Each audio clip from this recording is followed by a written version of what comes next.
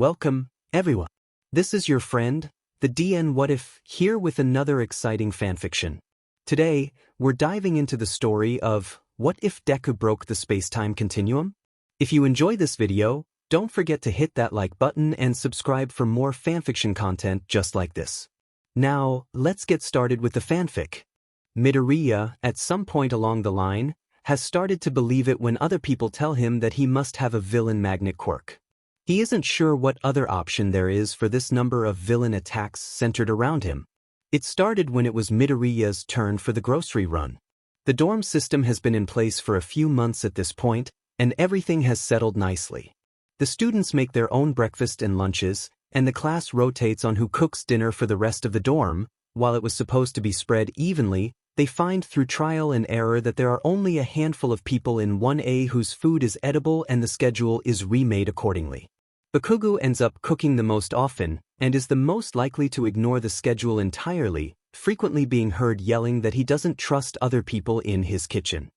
The class as a whole is starting to develop an immunity to the absurd amount of skis Bakugo uses, especially the self-proclaimed Baku Squad, who he cooks every meal for, and Midoriya himself, a veteran to the spice cabinet the Bakugos used leniently. Grocery runs happen every other Sunday on a rotating schedule. They try to go in pairs, but after Mineta's expulsion, there was a gap between his leaving and Shinsu's entrance into the hero course, leaving one person to go by themselves. Midoriya volunteered to do it alone, claiming it was only a short distance between the school and the store they use and that it wouldn't be a big deal this once on the grounds of him having access to Shinsu for his future grocery shopping partner. As someone who was normally stuck with Todoroki, who was renowned for refusing to help buy anything that wasn't cold soba, Shinsu was a breath of fresh air despite his grumpy appearance.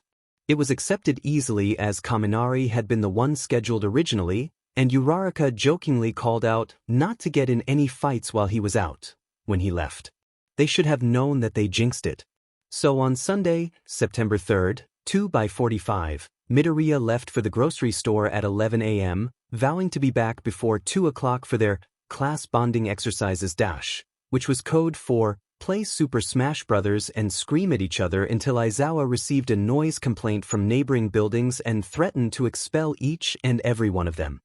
Truthfully, it was Midoriya's favorite part of the week. He and Bakugo were currently 31:29, with him winning by a small margin. The walk to the store was uneventful as walks go. He waved to his favorite cashier when he got there before bringing out the list and starting the shopping. To be fair, he lasted about 15 minutes before the curse kicked in. He had been making a pretty decent time through the store, assisted by not having to wrangle Todoroki, when he heard a short scream from the front paired with an aggressive yell. He immediately dropped his basket and sped through the aisles, dropping into a crouch behind a display shelf of oranges to see what was happening. It was easy to deduct what the commotion was. An assumed robbery gone wrong, with a tall, lanky man holding a shaking gun to the cashier's forehead and a homely man with scraggly hair and a patchy beard holding a young girl by the scruff of her neck. The child was sobbing, and her mother was laying a while away, being held back by a man as she wailed to let her baby go. The man holding the child seemed to be on something, if the twitching and rapid glances said anything, or maybe he was just nervous. Regardless, his hands shook in a way that screamed something was about to happen, and Izuku had to make a split-second decision. The faint click of a gun made up his mind for him, and he shot out from behind the display case with a flash of green lightning, knocking the gun from the lanky man's hand in a swift motion before he raced to get the child. This is, presumably, where he made his first mistake. He knew that the hostage took precedence, that she could be used against him if he engaged in hand-to-hand, but not everything could go to plan in the life of Midoriya Izuku. He reached the little girl in another split second, cradling her to his chest. He skidded to a stop, shielding her face against his chest, and watched them carefully.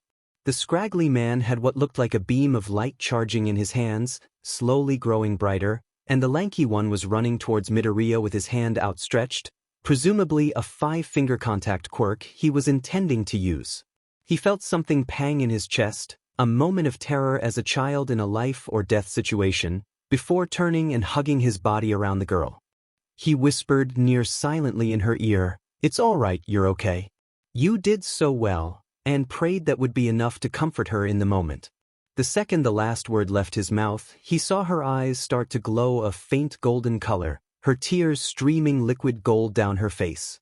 Just as the beam of light got blindingly bright and he felt the beginning of someone touching the back of his neck, they suddenly burst into a stream of gold, encasing her and Midoriya in their light with a sobbed scream, her body shaking in his grip. If you were to ask Class 1A what happened to Midoriya Izuku, they would look away and shrug.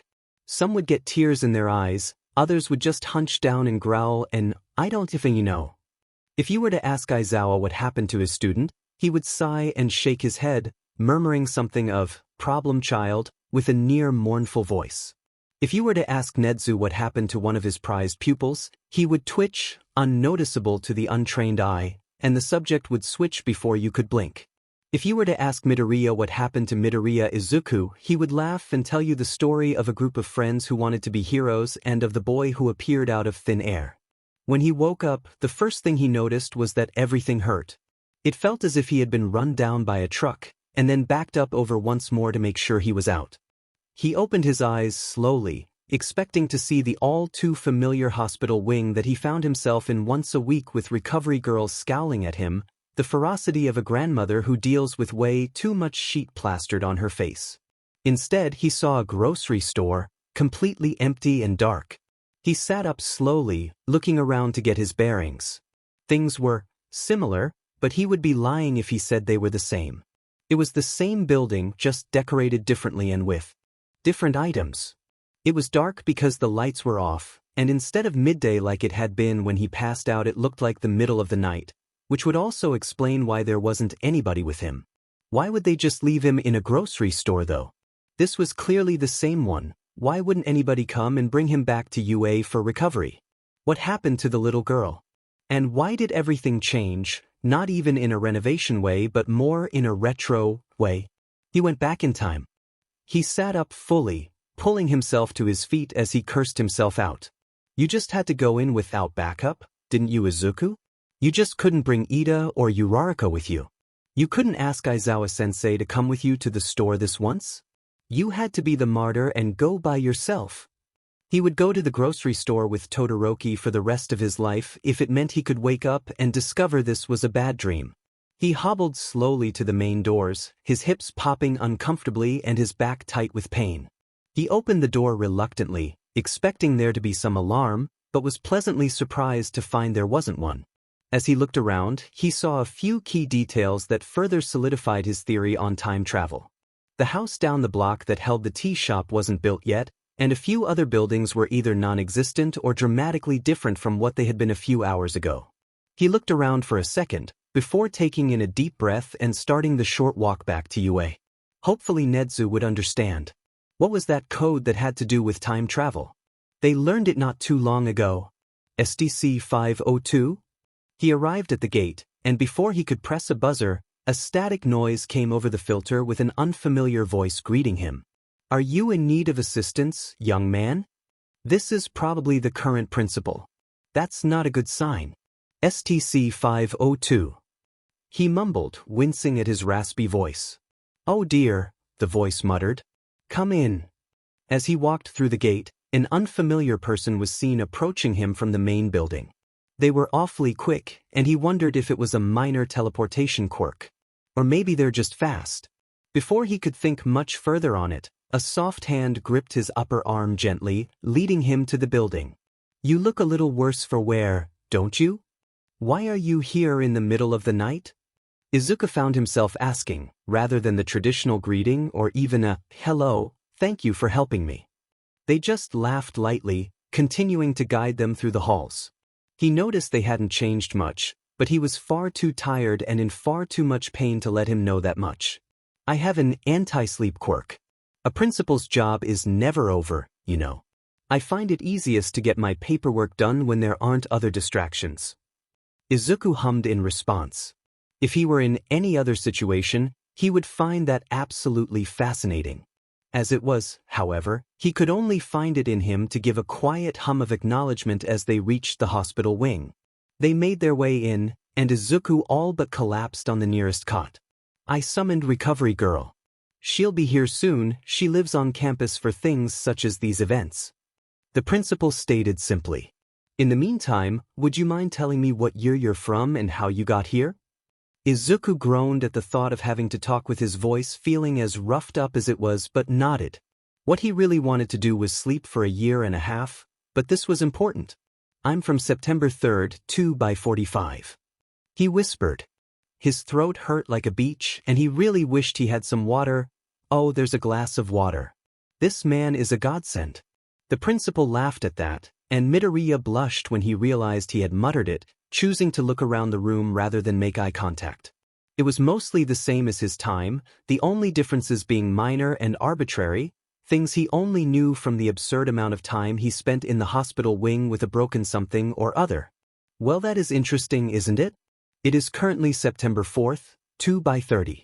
It seems you've traveled back 15 years, young man. Izuku felt any ounce of tiredness in his body drain out immediately as he shot up into a sitting position. 15 years? The longest known time jump is only a year and a half. How did I get so far back? He yelled, his voice crackling. It made sense, in a way. Since Nedu wasn't the current principal, he would be lying if he said he hadn't expected it to be farther back than what was considered normal because of the circumstances, but to hear it in words, that is a good question indeed. Let's start from the beginning, shall we? Tell me what happened. And so Izuku explained everything. The dorm system because of the villain attacks, how he volunteered to go by himself for the grocery run because of the odd number of students, the two villains and the little girl. How all three quirks seemed to touch him at the same time, and how he woke up in the same building, and knew he had time traveled because of the different interior and the different buildings around. His head was fuzzy around the edges with exhaustion and his eyes struggled to stay open, but he was at least sure he got the major details correct. Well, that is curious, isn't it? If their quirks are unknown, and you were hit by all three at once, I doubt we are going to have any information on how long this will last. I do have an unfortunate hunch that this isn't going to be a day trip, though, I must warn you. Because of circumstances, it won't be like one singular quirk where you'll come back once it wears off. This seems like a one-way trip. He said regretfully. Was your quirk activated?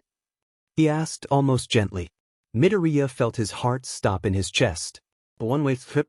That means he won't be able to see Uraraka again. He can't see Todoroki again. He can't beat Bakugo in Smash Bros. Later today. He can't welcome Shinso into their class and break down their walls to befriend them. He can't. He won't ever see them again. Or at least not for another 15 years. How is he supposed to? Young man. A voice broke through his spiral. He noticed there were tears rolling down his cheeks. He coughed before saying, Midoriya Izuku. That's my name, Midoriya Izuku. And it was active, but I don't think it would have affected the situation. It's a power-up quirk that stockpiles energy, basically. It typically presents as strength enhancements, but there's a chance it could start manifesting in different ways if I train it. The principal hummed in response, looking deep in thought. Well, it might have given the other quirks the energy to complete the time jump if it's a stockpile quirk. Those stockpiles aren't normally that strong. Izuku rubbed the back of his neck sheepishly. I was a really late bloomer. It didn't come in until I was 14. Apparently it was so strong it could have blown my limbs off before I developed muscle mass. By that time, it had stockpiled a lot of energy. The principal nodded, looking a little skeptical but not questioning it further. They lapsed into a silence, and Izuku took that time to look the man over to see if he recognized him from any hero research. He was tall and thin, with deep black hair braided back from his face, ending somewhere on his upper back. He had dark black eyes, and white rings around his pupil that looked like tree trunk lines. He had deep eye bags under his eyes, presumably because of his quirk, and was clean-shaven with light freckles on his nose and a mole under his right eye. He was wearing a long black robe, neat white strips of fabric tying around his chest in an intricate design, and had a white cloak draped over his shoulders. Breaking up his overall sophisticated look, however, were the pink bunny slippers adorned on his feet, worn from use with little smiles and fluffy cotton tails. He overall looked completely unfamiliar, and Izuku found himself wondering just who this man was and how he was so unknown. If he had an anti-sleep quirk, it would make sense for him to be an underground hero, but even then Izuku had never seen him on any of his forums he browsed. Maybe. This better be good, Tsukishima-mun. If I was woken up and dragged to work at 12:30 in the morning for no reason, then I will personally make sure you get a good night's rest, despite that quirk of yours. She cut herself off as she saw Midoriya sitting there, looking sheepish. Where did you find a child? She hissed at the principal, apparently Tsukishima. He just sighed before explaining everything that has happened so far. An idea occurred to Izuku suddenly as he finished explaining, and Izuku blurted out, "Recovery girl if I said I was the 9th, would that mean anything to you? Are you his doctor yet?" Recovery girl's eyes suddenly widened as she stared at Midoriya with an incredulous expression. "It does. I am. You're the 9th? Well, that does make things a fair bit more complicated, doesn't it?" Izuku nodded sheepishly. Recovery girl hummed, putting her hand to her face as she thought. "I wonder how that will affect your timeline? How are we supposed to explain this to that big doofus? She cut herself off as she realized the look the principal was giving her. Izuku doubted the man had ever been more out of the loop in his life. "I'll explain it to you later, Tsukishima. For now, let me look you over, young man. Don't worry about any of that stuff right now, there's nothing that can be done about it now. We'll come up with a plan." Recovery girl soothed as she started looking him over. He felt any tension and fear that had been in his mind seep out slowly with her reassurances. She was right, there was nothing he could do. It would be arbitrary to worry about something that far out of his control. Recovery girl kissed his forehead after checking him over quickly, and he was aware no longer. It will be better when he wakes up, it has to be. When Izuku woke up, the sun was up again. A glance at the clock across the room told him it was 11 o'clock, later than what he slept for a long time. It took him a long second to remember what happened, and when he remembered he groaned loudly, knocking his head back onto the pillows. As he stewed everything over, Recovery Girl entered the room. When she saw he was awake, she immediately made a beeline towards him, tapping the ground with her cane in a rapid pace. For someone so small, she did move rather quickly. "Oh, you're awake. The principal has been caught up on the situation regarding your quirk, so you don't have to worry about him. Your homeroom teacher is in the loop as well." She started out, immediately clearing up any worries he had. Izuku sighed quietly from relief at not having to explain the concept of an inherited quirk to either adult. It was difficult enough in his timeline, add time travel to that and it made everything far more complex than it needed to be. Recovery Girl continued on, bustling around him and checking him over for any lasting effects as she talked. "I recovered your wallet and I saw your student ID. Since you were in the hero course, after some further discussions we have decided that if you choose you can continue on in the hero course. We saw you have your provisional license, so instead of the first years like you were, you'll be put with the second years, since the first years don't have their licenses here and all. You'll keep up with them much better if that's how far along you are. The homeroom teacher will test you academically to see where you stand and give you supplemental classes as needed for everything else." Izuku felt the misery and self-pity party he was having turn into incredulity. "Say second years? Are you sure? I mean, I'm only halfway through my first year." He cried out. Don't you listen at all?" Recovery Girl grunted. "I said, you'll be tested and placed in supplemental classes where needed. You have your provisional license, you'll only be held back in the first-year classes. Plus the principal decided that the second years have more open spaces, to say the least. You'll catch up in no time at all. You still want to be a hero, don't you?" She added sternly, pausing from where she had been prodding him and testing his reflexes. Of course I do." He stuttered indignantly. She nodded, a pleased look on her face, and finished his exam and before nodding him off. "You can go get changed and shower in the bathroom, there's clothes there for you. We had to get rid of anything you brought with you in case you brought back a disease none of us have immunity for, though we managed to sanitize your wallet and there is a new pair of shoes in there for you. You'll be able to buy a phone later, yours wouldn't have worked anyways this far back anyways. Afterwards, head to the principal's office, you have a lot to go over with him." Midoriya nodded numbly and got up to head to the bathroom she pointed out. Sitting on the counter was a school uniform, fresh boxers and socks, his plain leather wallet as promised, and a shiny new pair of shoes.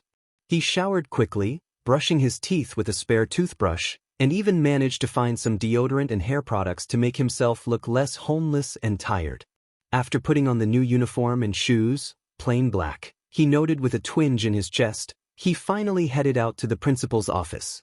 It was a Monday, so he knew class was still in, but there were only a few stragglers in the hallway. A teacher passed him, someone he's never seen before, and gave him a strange look, but luckily didn't say anything about it. When he reached the principal's office, for a split second he thought the doors would open automatically like they did when you visit Nedu before he remembered it wasn't Nedu, it was Tsukishima.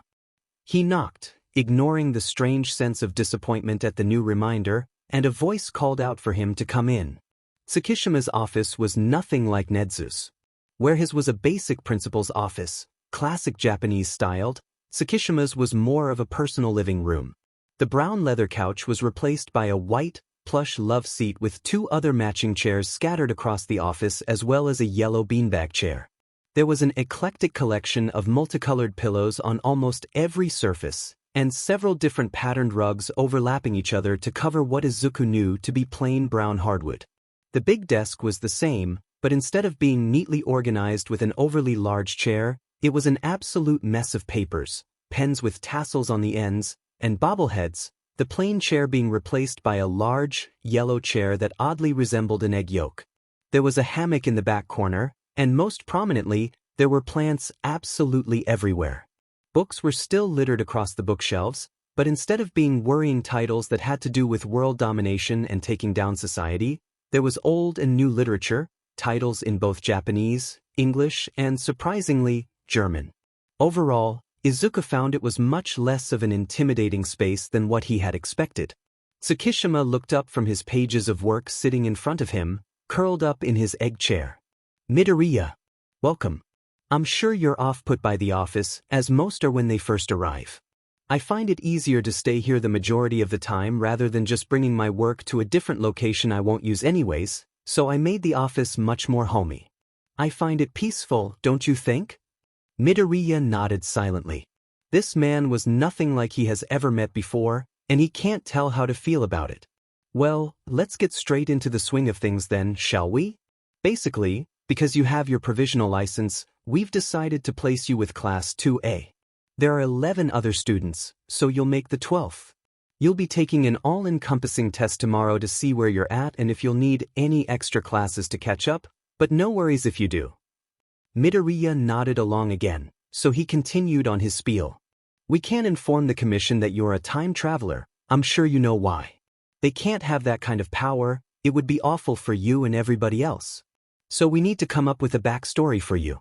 The teachers that you'll be working with directly will be informed, and you have complete control if you choose to tell anybody else if you make friends, but for the most part you can't just say you're from 2x45. Any ideas? Midoriya shook his head quietly. It was easier to let Tsukishima do all the talking, he seemed to have a plan. He was much like Nedu in the sense that his questions were less so questions and more so acknowledgments of the other's existence. Great. We'll be going with the basic cover that you're in witness protection because of an accident that killed your parents. You're now a ward of UA, so you'll be living on campus in the teachers' dorms, and you can tell people that. If anybody presses for information, just say it's confidential because of the circumstances surrounding their death. He sounded very cheerful despite the worrisome words leaving his mouth, and it gave Izuku a bit of whiplash listening to him speak. He was strangely cheerful about all this. Izuku nodded again, regardless of the multitude of big feelings. You'll also need a new name. I know that might be difficult, but we have no idea how you being here will affect things, and if I'm correct you should be being born within the next year if you haven't been already. It would be a bit obvious if there were two Midoriya Izukus running around. Midoriya paused to think. He's always wondered what he would want to be named if it wasn't Midoriya. Maybe Yagi Izuku? A blush spread across his cheeks just saying it, but it felt right. If he could never see his mentor again, at least not in the same light as before, the least he could do is honor him with his last name. And Izuku, that's all he had left of his mother, he couldn't abandon it that easily. Gotcha. So you have a backstory and a new name. Next is the hard part. Your new hero name. It would be foolish to keep the same name you had. If you really want to keep it, you can, but if some kid out there hears of a hero named Deku and recognizes it, that's on you. He said sternly, pointing at Izuku with the pen he had been using to jot down the information they decided on. It was less intimidating than it should have been because of the pink pom-pom on the end. He paused, thinking everything over.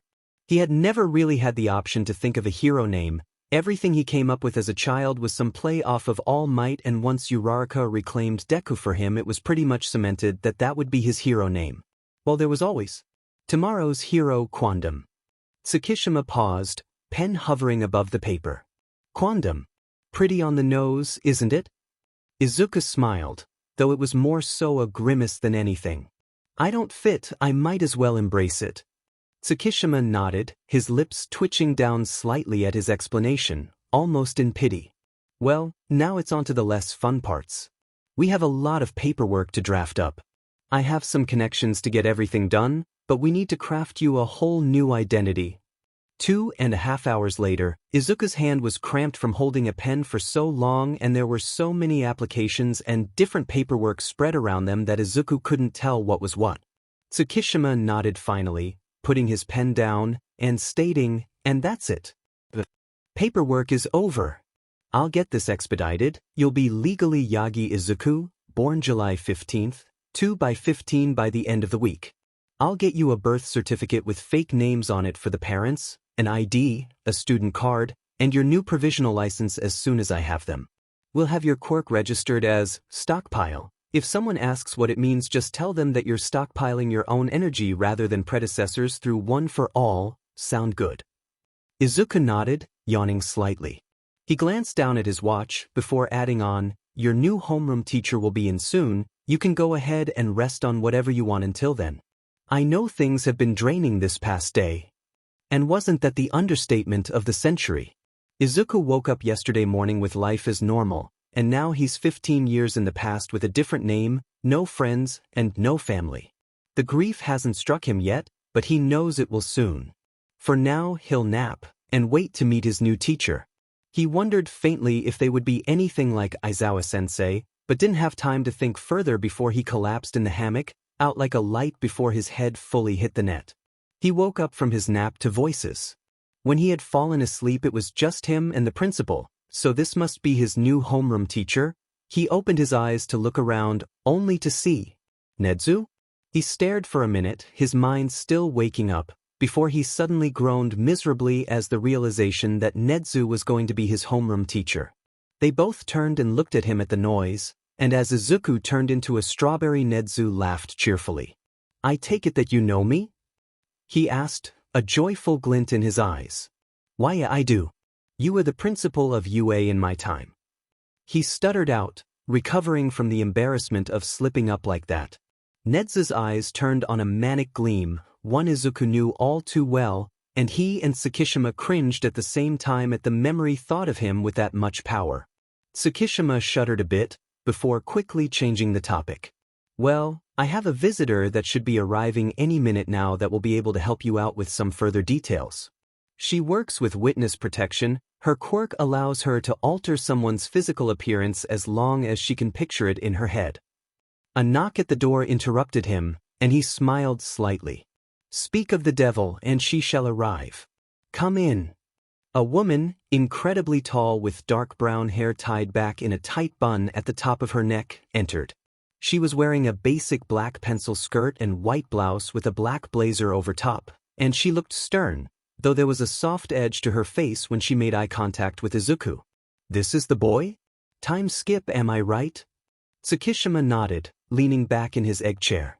That's him. You two can talk it over, change him up a little, and then we can discuss everything else when Nedu and him leave for the dorms. Izuku was curious as to what they would be discussing, but he figured it wasn't his business if he wasn't involved in the conversation. He's sure he'll be informed if it's important. The woman turned towards him and had a slight smile on her face as she sat in the chair in front of Izuku. So, is there anything specific you would want? Generally, things I can change are height, hair color, eye color, and any marks that would give you away, such as any special moles or scars. Izuku hesitated, thinking it over. He's never thought about what he wanted to look like. He was just him. Though being taller did sound nice. My biological dad had white hair, so maybe that? And maybe longer too, like shoulder length? And a few inches taller would be nice, for sure. Of course, and for your eye color? Do you want any of these scars gone? Izuku paused. His scars reminded him of where he came from. Reminds him of his fight with Todoroki, of his battle against Muscular, of saving Koda and Eri. He couldn't imagine being who he is without them, so he shook his head. No, I'd like to keep the scars. Plus, to be honest with you, I would probably end up getting similar ones anyways. My quirk is a little strong. And any colored eyes will work, I'm not picky. Maybe gray? She nodded. Gray it is. Take a few deep breaths for me, give me your hand, and I'll get started. It'll feel a little weird, and you'll get some sharp growing pains from the height being added, but it won't be excruciating. Izuku nodded and started familiar breathing exercises, stretching his hand forward for the woman to take. Sure enough, a few seconds after she made contact with him, his lower back, hips, and knees started aching with sharp, radiating pain, though it wasn't severe at all. His head felt tingly, and his eyes burned a little, like he had cried for too long or had a bout of dry eye. It wasn't painful, just a bit unpleasant, but after a few long moments it was over. When he opened his eyes, she was smiling at him, a little broader than before, and was looking all over his face, head, and legs, which he noticed were now resting comfortably against the floor rather than dangling slightly above it. She nodded finally, deeming him appropriately changed, and stood up, holding her hand out for him to grab. He wondered why until he accepted it, and as he stood, his entire body started swaying to the left. Tsukishima snorted quietly from behind his desk, and the lady cracked a small smile. Vertigo. It'll get better in a few hours, just don't go hopping between buildings until then. He's all yours, Nedu. Tsukishima nodded at Izuku. I guess it's time to show you where you'll be staying. You'll take the comprehension test tomorrow morning, and join the hero course in the afternoon. There are 2 other wards of UA, so he'll introduce you, show you where you'll stay, and then leave you to your devices. There's a credit card funded by UA on your dining room table, as the apartment is very bare, so you'll be able to buy whatever decorations, furniture, and clothes you need or want online. Don't worry about costs, the commission funds it because of the law to do with wards, and I love spending their money. In fact, spend as much as you can. Tsukishima added, a glint in his eye that Midoriya recognized from his time in Aizawa's class.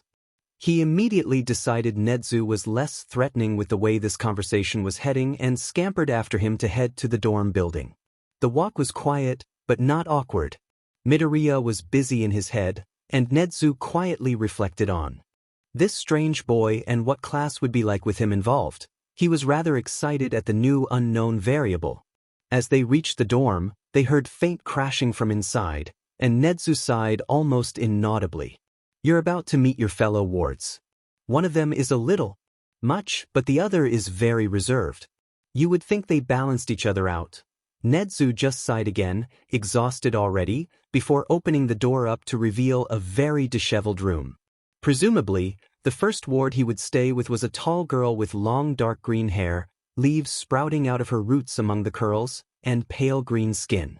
She was wearing a dark brown jumpsuit tied around her waist, and an even darker brown tank top. She was standing on a table while screaming, hopping back and forth like some sort of tap dance. On the floor, the reason for her panic jumping, there was a figure with dark black hair swatting at an overly large cockroach with a broom. He looks familiar. Aizawa. He muttered, only Nedu hearing him. Nedu gave him a knowing look, but before they could step into the room the girl noticed them. Nedu-sensei. New boy. Get it dash. Aizawa was still slamming the broom on the ground with surprising force, his face a little pale as it skittered around him. It touched his shoe and fluttered its wings threateningly, and he immediately gave up, joining the girl on the table and looking expectantly at the 2 in the doorway. Nedu laughed before coming up and catching the bug easily with a cup. He picked it up and brought it outside, and Izuku watched as the girl practically melted in relief. My savior, she sighed. Aizawa huffed in distaste, before crawling off the table and fully noticing Izuku. Whose new kid? He grunted. Why Yagi Izuku? Izuku mumbled, looking anywhere but Aizawa's eyes. This is weird, this is weird. His sensei was standing in front of him 15 years younger, featuring shorter hair and no scar in sight. His eye bags were somehow darker, and he lacked the healthy layer of fat that their teacher had. Instead, he was all skin and bones, with knobby elbows and knees poking out through his clothes.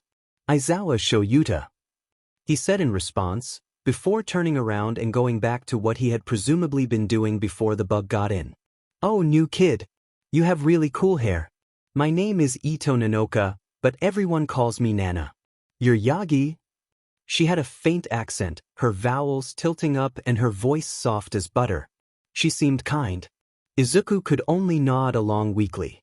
This is overwhelming. He missed his classmates, he missed his friends, his mom. He missed Yagi, he missed the Aizawa that knew him. Well, I hope you can enjoy staying here. It will be weird at first, but it gets better. Nana said gently. She must have picked up on his distress. He was sure he wasn't being very subtle. He just nodded once more, and Nedu said something he didn't quite pick up before leading him to his room. Aizawa's was right across the hall, and Nana's was on the other side of the floor. He had his own living room, bedroom, kitchenette, and half-bathroom. There was a shared bathroom in the middle of the floor with communal tubs and a lock on the inside so nobody could barge in, the common room downstairs, and the big kitchen branching off of it. The upper floors were where Nedu and Recovery Girl stayed, the rest of the teachers choosing to live off campus. Izuku took all of this in, and even managed to say goodbye to Nedu as he left, but the second he left he found himself collapsing on the floor of the empty living room. Everything he knows is gone. All of his friends are gone, and probably don't know what happened to him. He'll never see Bakugo, or Uraraka, or Tsu, or any of them again. Not like he used to. The next time he'll be able to see them he'll be as old as Aizawa-sensei, gone for over 15 years. Will he remember their faces, their voices, their quirks? He'll never be their friend again, and his mother, his sweet mother. He can never see her again, not if he wants to keep this under wraps. Yagi will never hold him while he cries, Mike will never put smiley faces on the corner of his tests, Midnight will never ruffle his hair in passing. He glanced up and caught sight of himself in the reflection of the window. He looked good, he'll give the woman credit for that, but he looked nothing like Midoriya Izuku. Nothing like his old life. The grief of the last day caught up with him, and he felt the dam break. A violent sob tore out of his throat, and he curled in on himself, shaking like a leaf as he cried. His throat ached from the wails, and he faintly hoped that the walls were soundproof, but even with the thought of someone discovering him he couldn't bring himself to stop crying. He rocked himself back and forth, desperately trying to calm the meltdown that was fast approaching, but couldn't do anything to stop the screaming cries as he grieved his entire life. He desperately knocked his hands against the side of his head, trying to pound the misery out of his head, but just let out another muffled wail whenever the sharp pain mingled with the grief in a terrible combination. He wasn't aware of the quiet knock on his door, or when it cracked open. He didn't see when Aizawa knelt across from him, coaching his breathing and gently redirecting when he tugged his hair and hit his chest. He only began to notice there was another person when the worst of it started to quiet, his violent sobs and screaming turning into miserable whimpers and silent tears. He looked up slowly, and was more than a bit surprised to see his old homeroom teacher kneeling in front of him, calmly instructing his breathing, his hands folded in his lap to prevent from reaching out to him by accident. He was the right distance away, not touching, but close enough Izuku could tell he was there. He let out a short whine and ducked his head back down into his knees. How embarrassing. Aizawa's first impression of him is nothing less than a full meltdown. That truly speaks wonders on how things have been going for him. Hey, none of that, Aizawa said, voice bordering soft in a tone Izuku hadn't heard from the man before he paused, continuing on a more hesitant note. Listen, I don't know why you're a ward of UA, or why you're starting halfway through second year, but know that we understand. Me and Nana. I was in foster homes my entire childhood. I didn't get a break until I was accepted into UA and Nedu noticed the signs of abuse. It's safe here, Mike. be weird and unconventional, but it's safe and warm, and you'll be alright. His words were awkward and stilted, but you could see the effort he was putting into it to make sure he was saying the right things. Izuku felt a warm spot replace a large part of the terrifying cold emptiness that had been there the past few hours. Izuku sniffed again, before looking back up to Aizawa. He opened his mouth to speak, but his voice got caught in his throat. He furrowed his eyebrows in frustration at his lack of functioning vocal cords, but Aizawa noticed and added, "Do you sign? Would that be easier?" Izuku nodded, relieved. "Sorry. Didn't mean to. It's all just so much." Aizawa nodded in sympathy. "It's alright. Don't be afraid to ask for help. I'm not the best with emotions, but there are some other kids in our class who will be able to help more. Tomorrow, you can sit with us at lunch if you want. They're kind of loud, but they're harmless. Just like Nana, she's loud and mouthy, but she's harmless and could never hurt a fly." Aizawa said, a gentle look on his face as he thought about his apparent friends. Izuku hesitated before nodding, signing a simple, "Thank you." Aizawa blushed and looked away before nodding and mumbling, "I'm glad you're a little better. I was going to just let you cry it out. I know sometimes that's necessary, but then it started getting scary and I was worried. Let me know if you need anything, alright Yagi?" Izuku nodded again, and gave Aizawa a small smile as he got up to leave. His lips twitched a little, but he just blushed again and left quickly, shutting the door behind him. Who knew Aizawa used to be cute? Izuku hummed to himself as he rocked a bit to further soothe his shot nerves. It was nice to have someone help him, much better than going through those alone. None of his old friends had ever seen him freak out like that, and his mom didn't understand or know how to help, so he tended to just lock himself up in his room whenever he was overwhelmed. It was different, but nice nonetheless. Aizawa was rough around the edges, but he was kind. It was something he already knew from the peeks into his personal life that showed through his teaching persona, but seeing it up close was different. As Izuku went to bed that night, exhausted and over everything, he didn't feel as miserable as he did before. He'll see them all again one day, he just needs to survive until then. Maybe this won't be half bad. The next morning, he woke up earlier than what he wanted.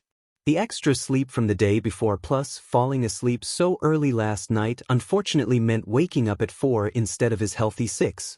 He laid still for a moment, wallowing over the unfortunate string of events he's gone through, before deciding it was as good a time as any to do some online shopping for his new dorm apartment.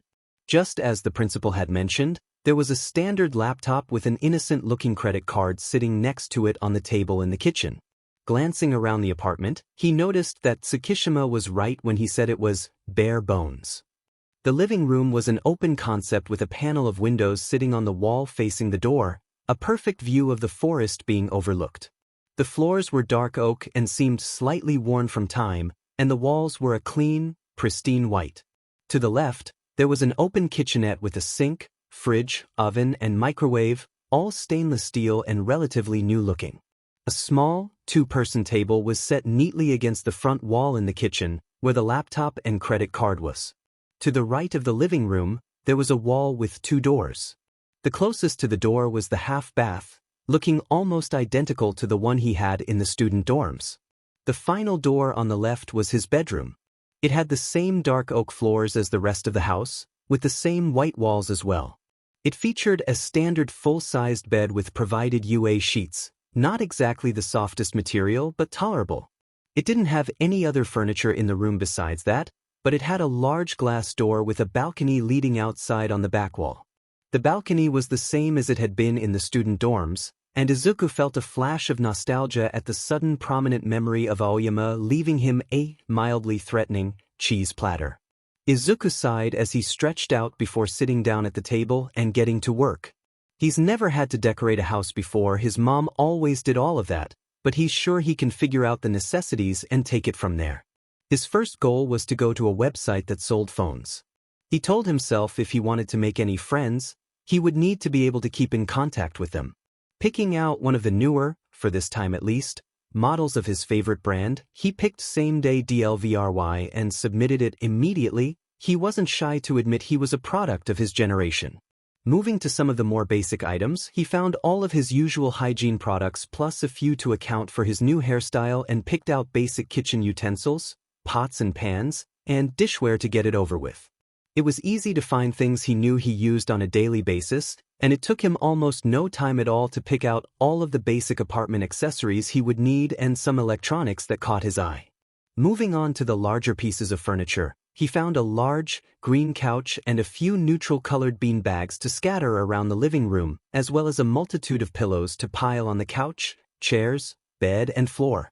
There was a basic hanging cocoon chair advertised for pressure therapy, and he debated for no less than a minute before determining that it wouldn't hurt to try it out and added it to his cart.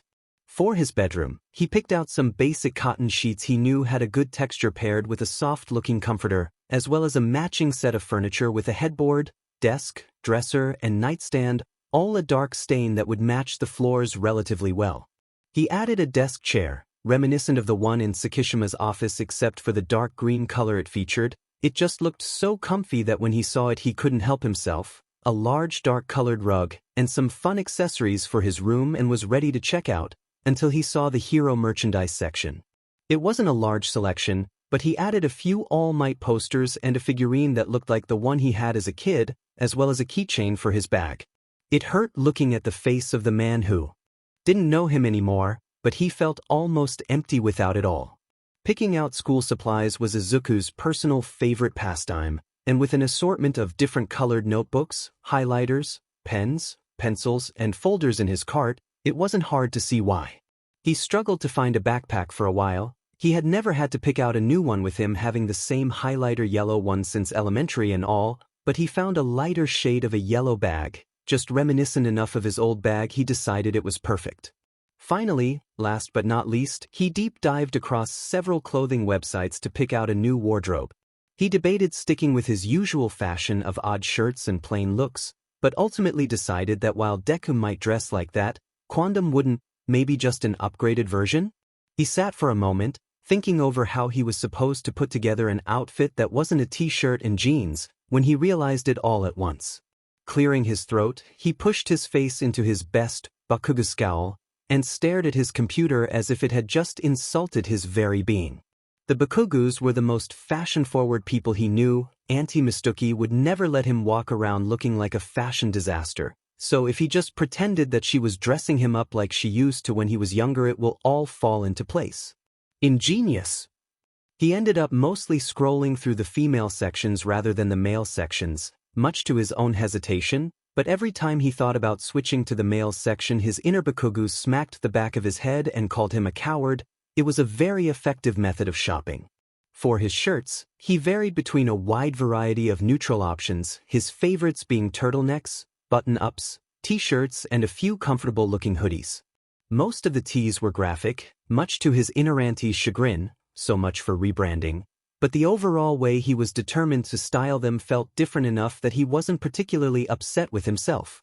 His favorite hoodie he picked out by far was the forest green and cream-colored hoodie with large, floppy bunny ears coming from the hood.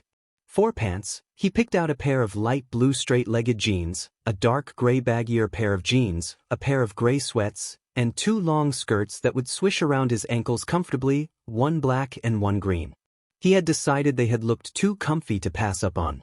He picked out a multitude of workout clothes, sleepwear, boxers and socks, as well as a formal outfit that featured a white shirt and a dark gray tux to go with it, and finally he moved on to shoes. He picked a plain pair of black dress shoes, a pair of Doc Martens that looked kind of cool, and a pair of classic Converse he had always wanted but never had the money to get, and the shopping was finally over. By the time his spree was done, it was about time for him to leave. He chose the same-day shipping for all of his orders, before submitting them and moving to get ready for school. His shower was nice, the hot water did wonders for washing off the tension he had been carrying, and he donned the same clothes he wore the day before packing his laptop in the laptop bag provided and heading out to the school. He couldn't help but mourn a bit at the idea he was doing his first day of second year without anybody by his side, but shook it off enough to leave the dorms without breaking down again.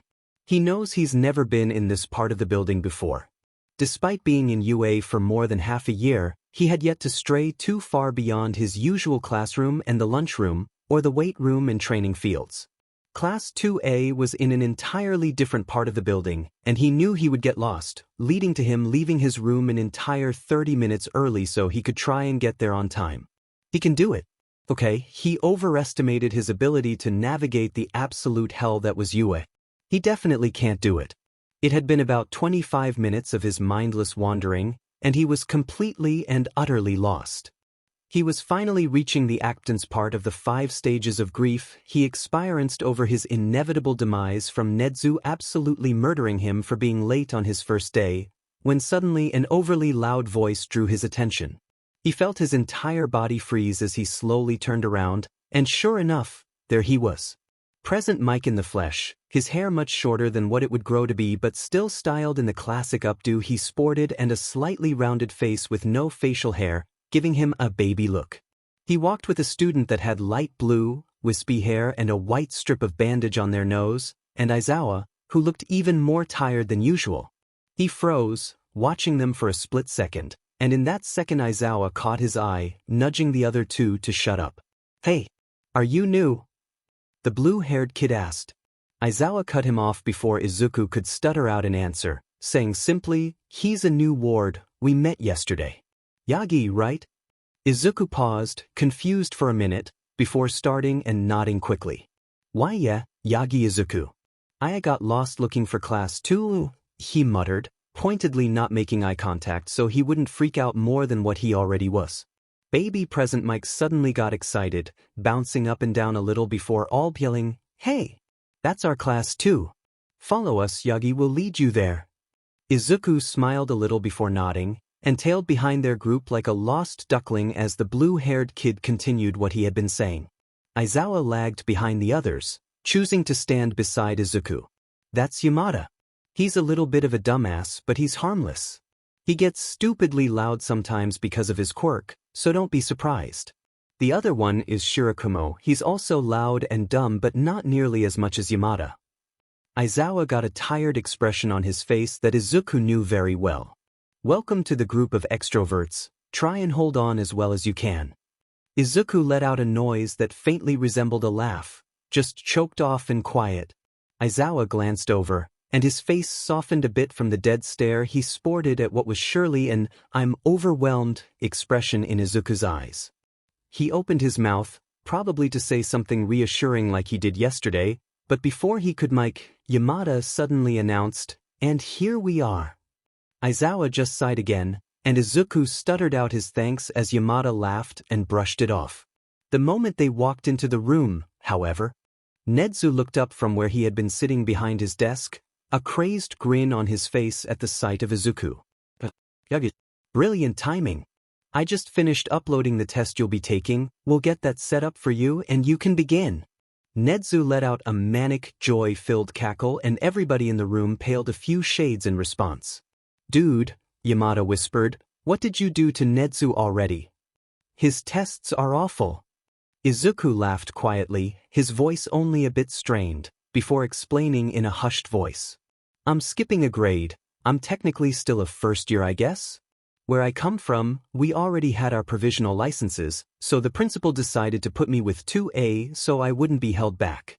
Because of that I have to take an academic placement test to see what classes I'll have to take extra work for." Yamada and Shirakumo looked faint at the idea. "Only a first year? You're a baby," Shirakumo mumbled, his face pale. Izuku blushed scarlet, before quickly scurrying away to Nedu's desk to get the test set up on his laptop to avoid responding to that comment. Because class would still be happening in the same room, Izuku was allowed to wear headphones connected to his laptop that would play a simple study track. He was informed he would have until lunch to complete as much of it as he could, but not to stress if he couldn't finish it all or skipped a few questions. As the first bell rang, Izuku took off. The majority of it was pretty easy, like science, quirk theory, and English. He struggled more with literature, since he hadn't had the time to complete all of the books that the rest of them did, and math was about as he remembered. The test ranged from early middle school up to stuff he had never heard of, but he did his best to answer everything or at least attempt to answer, and before he knew it the lunch bell was ringing and Yamada was tapping his shoulder. "Dude, watching you take that test was insane." Yamada said while Izuku submitted it and packed the laptop into his bag. Your fingers were moving so fast, and every once in a while you would start muttering real quiet and fast. Nobody could make out a single word of what you were saying. Izuku laughed sheepishly and rubbed the back of his neck. Sorry. I know that was probably distracting. Everybody always yells at me to knock it off when I do that. Sometimes my brain just moves so fast I end up saying it aloud, you know? Yamada and Shirakumo got a bewildered expression on their faces, and Aizawa just stared flatly at Izuku that somehow conveyed, "Are you serious?" perfectly, something he recognized from his homeroom's endeavors. "No, dude, it's fine," Shirakumo said, his voice light but his expression a little pinched. "We could barely hear you, you didn't distract anybody. And even if we could hear you more, we get it. Sometimes you have to think out loud, nobody here will judge you for that." Izuku felt his face redden even further and he opened and closed his mouth a few times, struggling to find words to say, before settling on nodding with a small smile. Aizawa's lips twitched again and he looked away quickly, and Yamada and Shirakumo both smiled so brightly it was almost blinding. "Let's just go to lunch," Aizawa muttered, his face pink. Shirakumo glanced at him, before looking between Izuku and Aizawa rapidly, a stupid grin suddenly on his face. "Yeah, let's go to lunch. You coming, Yagi?" Shirakumo said, the face not slipping once.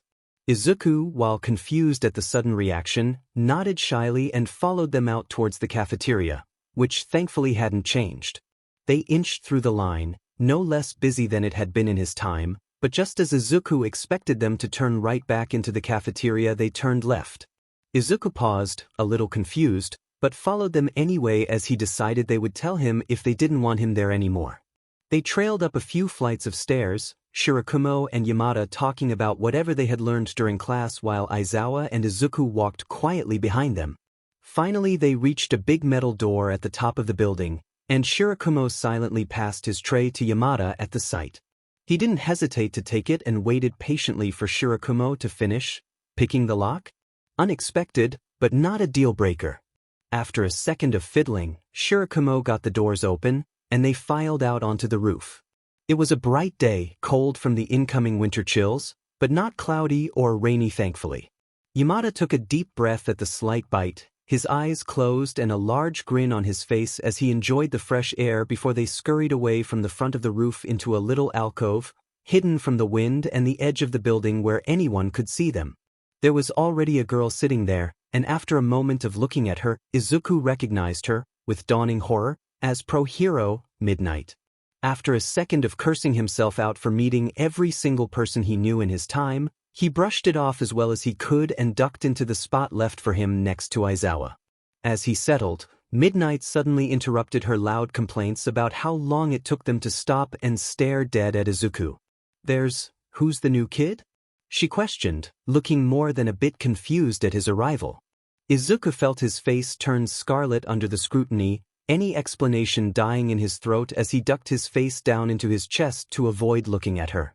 Yamada cheerfully explained he was new in their class as a noise thumped through the air, presumably Aizawa smacking the back of her head if her whining had anything to do with it. She suddenly stopped in her tracks when she noticed the slight shake of Izuku's shoulders, like he was waiting to be punted out of the alcove, or even worse off the roof itself. If Izuku had been looking at her, he would see the almost soft, regretful look grow on her face as she realized she had made him think he was unwelcomed. "Hey Kiddash? I didn't mean that in a bad way, I was just surprised these fools adopted a new one. The last stray they picked up was Shoyuta here, and he's such a grumpy but I didn't expect another one to come around so soon," she explained, sheepish under the heavy, Quirk-supported glare that Aizawa was pinning her down with. Izuku sat for a moment, a bit surprised, before nodding sheepishly as he avoided eye contact with a simple signed, "sorry," toward them all. All of them immediately reassured him there was no need to apologize, before the conversation topic switched fluidly and they all dug into their lunches. Izuku took a minute to get the urge to stim out of his system by drumming his fingers against his right thigh, before, internally, shaking off the feelings and looking up to catch up to their conversation and start his own lunch. He nearly jumped out of his skin, however, when instead of them all doing their own thing, Yamada was looking at him intently. Izuku and him made awkward eye contact for a moment, before Yamada offered a small smile and looked back to Midnight, who was talking about how this girl in her class tried to slut-shame her before Midnight beat her but during training. Oh, talking about training. Shirakumo suddenly announced loudly, "Yagi, you're joining us for afternoon training, right? You don't have any more hell tests to do." Izuku hummed quietly, trying to test if his voice was back yet, and was only mildly disappointed to find it wasn't. He raised his hands to sign, before realizing he didn't know if Shirakumo knew it, settling for a nod and small smile. Shirakumo glanced at where his hands made a half-aborted attempt to raise, before saying, "We all know sign, by the way. Yamadud over here is deaf, so if you ever need to sign instead of speak you can." Izuku glanced over at Yamada, mildly surprised by the sudden announcement. Yamada just grinned and moved his head to the side to show the hearing aid in his ear, proudly announcing, "Deaf for 12 years and counting." Aizawa rolled his eyes, muttering something under his breath about "Of course you're still counting, moron, it won't exactly go away." Izuku smiled gratefully at the two of them, before signing, "Thank you for telling me. I am joining afternoon training, though I wonder if he'll have me do an assessment test instead of whatever the rest of you are doing." Shirakumo grinned excitedly. "Yeah, he probably will. On the first day of school he had us go through all these tests you do in middle school, except he let us use our quirks to help us out. It was super cool, except for the threat of someone going home if they didn't take it seriously enough. That was less cool, more scary." Izuku had to physically restrain himself from laughing aloud. So Aizawa got his dirty first day trick from Nedu? He somehow wasn't surprised by this revelation. Aizawa grumbled under his breath a little before muttering, "It's great for everybody with an offensive quirk. Anybody who doesn't have a powerful, heroic quirk is just doing quirkless assessment tests like always." Yamada and Shirakumo both groaned at the same time. This was clearly a recurring topic, which was absolutely hilarious to Izuku, who knew for absolute fact Aizawa adopts the very strategy that he apparently hates so much. "What is your quirk, by the way?" "Mine's voice. I can be super loud basically. Oboro here can make clouds, and Sho can erase other people's quirks when they look at someone." "Don't forget about me," Namuri hissed under her breath. "I can make people fall asleep with a gas I can make from my skin. It works best on straight men and gay women though." She nearly purred, becoming much more like the R-rated hero he remembered. Izuku snorted quietly at the memory before responding. "It's an energy stockpile quirk. It presents as super strength right now, but as I train it, there might be a chance it could manifest in different ways." Yamada grinned, bouncing slightly at the revelation. "That's so super cool, dude. Imagine all the things you could do with that. How does it work?" Izuku felt his throat loosen up at the excitement he showed and the genuine interest on the others' faces, and he couldn't help the smile and slight bounce he did in return as he started to ramble about his quirk. "It's like this massive buildup of energy and power. Whenever I use it, you see these red lines on my arms, and when I channel it through my whole body there's this green lightning that goes off. I was a pretty late bloomer. There were these weird requirements for it to develop, so by the time it manifested I had stockpiled a bunch of energy for it. I can only use about 20% of it right now. If I use any more it breaks my bones, and I have to switch to using my legs in fights because of the damage it left in my arms, but it's getting better." He stuttered out excitedly. The more he talked, the more he bounced or moved his arms. He completely missed the look Shirakumo was giving Aizawa, who was blushing and avoiding looking directly at Izuku, or the way Yamada had a big grin on his face and appeared as if he couldn't look away. And that's how the rest of the lunch party went. With Yamada or Shirakumo spurring Izuku on his tangents to open him up more, Yamada followed his movements with just as much passion. Aizawa was unable to look at him for more than a few seconds without feeling fire burning on his cheeks, and Shirakumo barely restrained his laughter at Izuku's oblivion of the two boys who were looking at him as if he was carved by the gods themselves.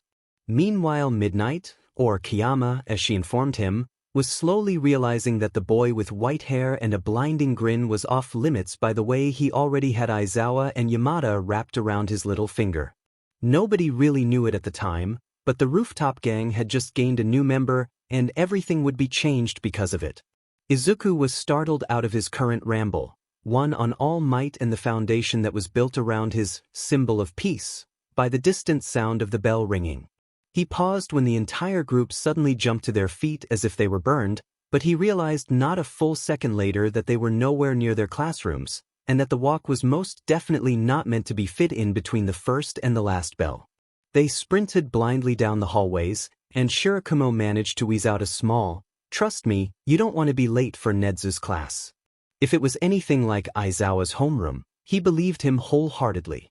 Izuku had, at some point in the mad sprint for their lives, activated a low level of Ofa, leaving the others in the dust as they tried and failed to catch up with him. Izuku entered the classroom a solid 15 seconds earlier than the rest of them, with the other three entering the classroom and rushing to their seats just as the final bell rang, dirty glares on their faces and sweat beading down their necks. By the looks of exasperation their classmates gave them, this wasn't as uncommon an occurrence as Shirakumo had tried to make him believe. Just as the three of them collapsed, Nezu popped up from behind the desk.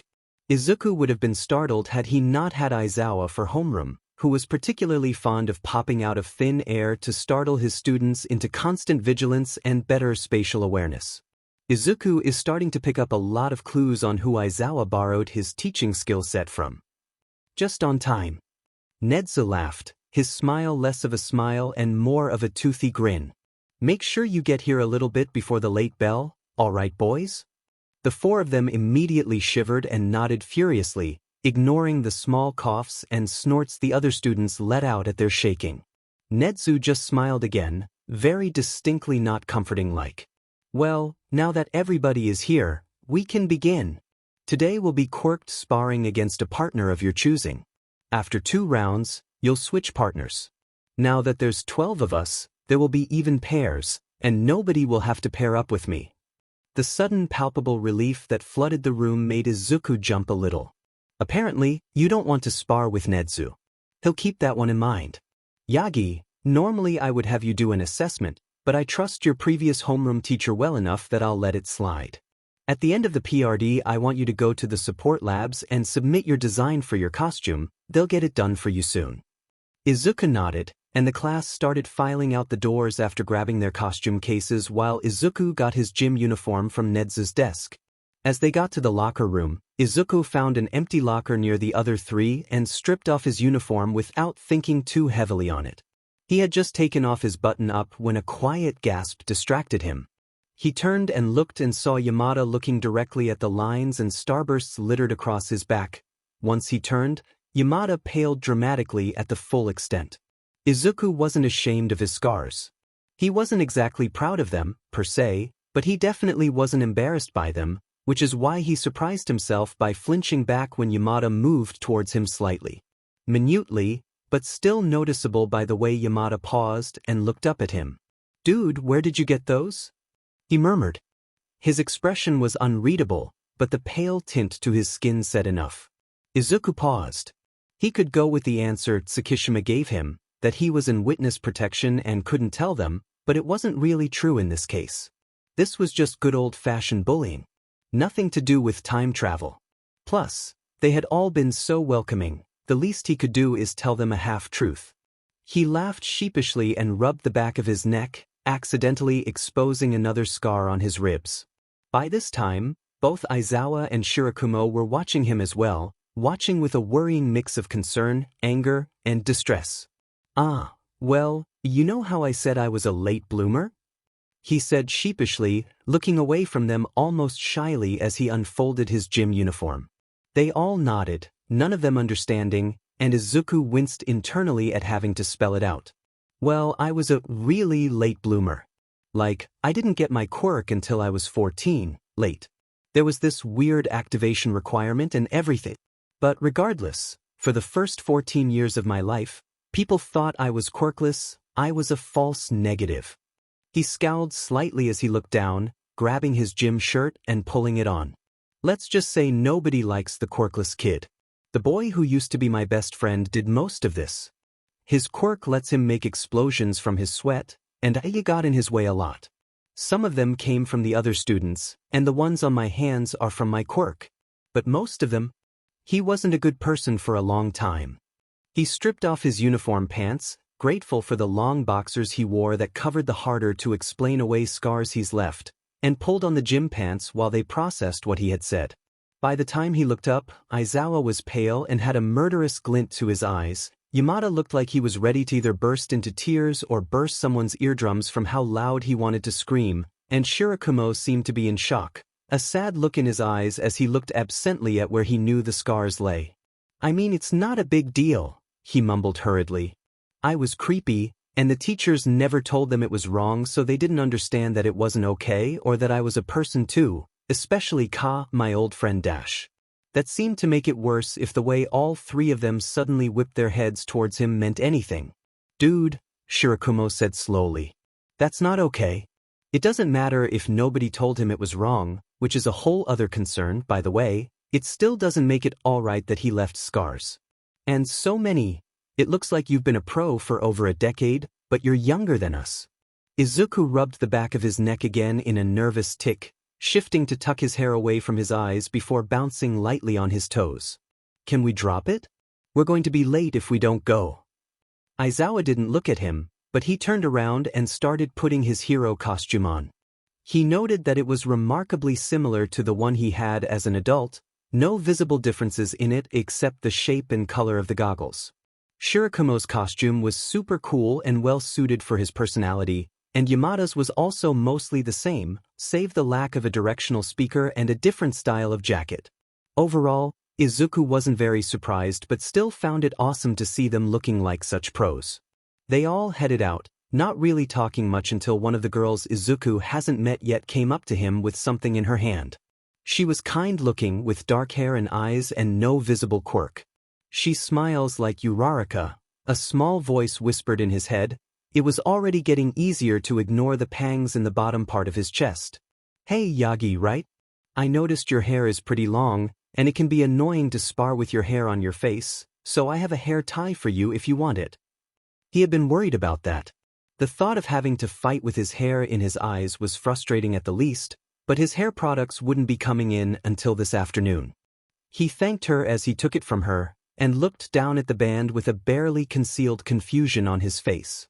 Yamada snorted quietly, the first sound he's made since the locker room, and moved forward. "Here, let me... Oh. I've had so many foster sisters I can't even begin to count them all."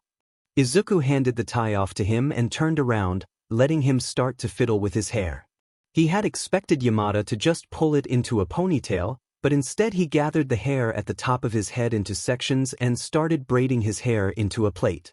"It'll be better in a braid than pulled back in a ponytail, especially if you're not used to having your hair back," Yamada explained. "It'll give you a headache if you go straight into pulling your hair into tight buns. A braid will keep it back out of your face and won't hurt your scalp." He tied off the end of it with a snap and let out a pleased hum, and he looked at his work. "Plus, you're kinda cute with your hair back like that." Izuku felt his face turn scarlet as he sputtered so hard he felt like his brain was rebooting. That was unexpected. He heard Shirakumo cackle and Aizawa huffed quietly, but it took a good couple of seconds for his brain to stop blue screening. Yamada had a strange glint in his eyes as he watched Izuku buffer, but before anyone could say anything else, Nedu clapped his paws together at the front of the gym. "Everyone partner up," he cried out cheerfully. Shirakumo grabbed Yamada by the ear and dragged him over to a mat, excitedly talking about a new move he learned, so Izuku turned to Aizawa. "Want to partner?" Aizawa, oddly enough, blushed a little before nodding. They went and claimed the mat next to the other two, who were already knee-deep into their, incredibly loud, match, pieces of cloud scattering every which way from the blasts of sound splitting the air. Aizawa got into a fighting stance, but before he could even blink, Izuku was on his side of the mat, ramming him in the stomach with his shoulder as he knocked him onto his back. Aizawa struggled to get out of his grasp, but even without his quirk Izuku was stronger than him by a long shot. Pinning his hands under his knees, Izuku pressed one hand on his chest with the other wrapped around his neck, not squeezing, but still showing a clear win. After a second, Izuku released him, a small smile on his face as he offered his hand out to Aizawa to help him up. Aizawa laid on the mat recovering for a minute, but eventually accepted the hand and stood. Where the hell did you learn to do that? I thought you were a first-year student before today? Izuku laughed and scuffed his shoes on the mat, looking away shyly. My old teacher, he was pretty strict. He was really fond of making us do quirkless sparring and the whole there's no start in battle thing. I learned how to be quick, whether my quirk is reliable at the moment or not. Aizawa just let out a quiet laugh and shook his head, getting back into battle stance. This time Aizawa made the first move, his quirk activated almost immediately and his capture weapon lashing out at Izuku's leg. Izuku noticed that he wasn't nearly as proficient with it as he was in the future, which was understandable but still pretty amusing when he fumbled with it. Strangely enough, it took a bit of adjusting to get used to the Aizawa who has had his capture scarf for less than a year compared to the Aizawa who has had it for a decade and a half. The weapon wrapped around his calf and dropped him to the mat hard, but just as Aizawa rushed forward to pin him, Izuku lashed out with his free leg to knock his dominant ankle out from underneath him, shifting to his knees and moving to pin his arms like he did before. Before he could fully pin him, however, Aizawa kicked his leg up and kneed him in the groin, making Izuku grunt in pain as he was flipped and pinned. Thanks for the lesson on pinning, Aizawa snarled, his lips pulled back in a ferocious grin, his knees on Izuku's hands and his arms on either side of Izuku's head. Ignoring the weird feeling in his chest, he let out a loud, barking laugh and snarled right back up at him. Good try, Aizawa, but you forgot one thing. Aizawa's face dropped into confusion, but before he could ask, Izuku had jerked his left leg out, tangling it around Aizawa's thigh and using it as leverage to roll over so Aizawa was thoroughly tangled underneath the man. Aizawa felt his entire face light up like it was on fire as Izuku leaned in close, a new glint in his eyes as he bared his teeth at him. I'm a lot heavier. What works for me won't necessarily work for you. Aizawa's flush creeped down his neck, and Izuku let out another laugh, one far more gentle and kind as he leaned back and offered his hand out again. He accepted it after a moments of hesitation, strange, new feelings buzzing in his chest like a swarm of angry bees, and was pulled to his feet easily. So how would you recommend I pin someone bigger than me? He asked, part of him genuinely curious and the other part kind of wanting to be pinned again. Izuku's face went from manic joy to a sunshine-wise smile in less than a second, and he immediately started bouncing up and down in excitement. Oh, that's easy. I used to be real short and scrawny before I had a growth spurt. I can definitely help you with that. As Izuku explained what Aizawa would want to do for larger opponents, neither noticed the two sets of eyes on them from the neighboring mat. Yamada watched with a small blush on his ears, listening as Izuku explained the how-to of the technique, and Shirakumo just glanced between the three of his friends with a small grin on his face. It was rare to see Aizawa looking at someone like that. In fact, the only other person Shirakumo has seen him look like that towards was his sparring partner himself. Shirakumo watched as Izuku demonstrated the move on Aizawa before letting him try it out to get a feel for it. They would all be awfully cute together. He wondered how they would react to a certain love expert he knows poking their heads in. His fingers rolled over his phone lightly, and he couldn't help the small laugh that bubbled out as he thought of Kiyama's interventions. This was going to be fun. Finally, after the third time of Aizawa trying the pin, he finally managed to keep Izuku down, and Shirakumo couldn't help but let out a quiet snort at the sight of Aizawa's small, proud grin as Izuku flopped like a fish out of water to test Aizawa's hold. That's so much better. Are you ready to switch partners? Izuku giggled once he had been released. They both turned and glanced at Shirakumo and Yamada to see if they were done, and Izuku smiled brightly when he saw they were. Aizawa nodded, the small smile not leaving his face as he turned towards them. Shirakumo all but leapt forward and grabbed Izuku by the arm, pulling him to the mat. I want to turn with Mr. Strong Arms. He crowed, pushing him to one side of the mat and placing himself firmly on the other. Aizawa rolled his eyes good-naturedly and went to the other side of the mat Shirakumo had been on moments before, waiting for Yamada to make the first move.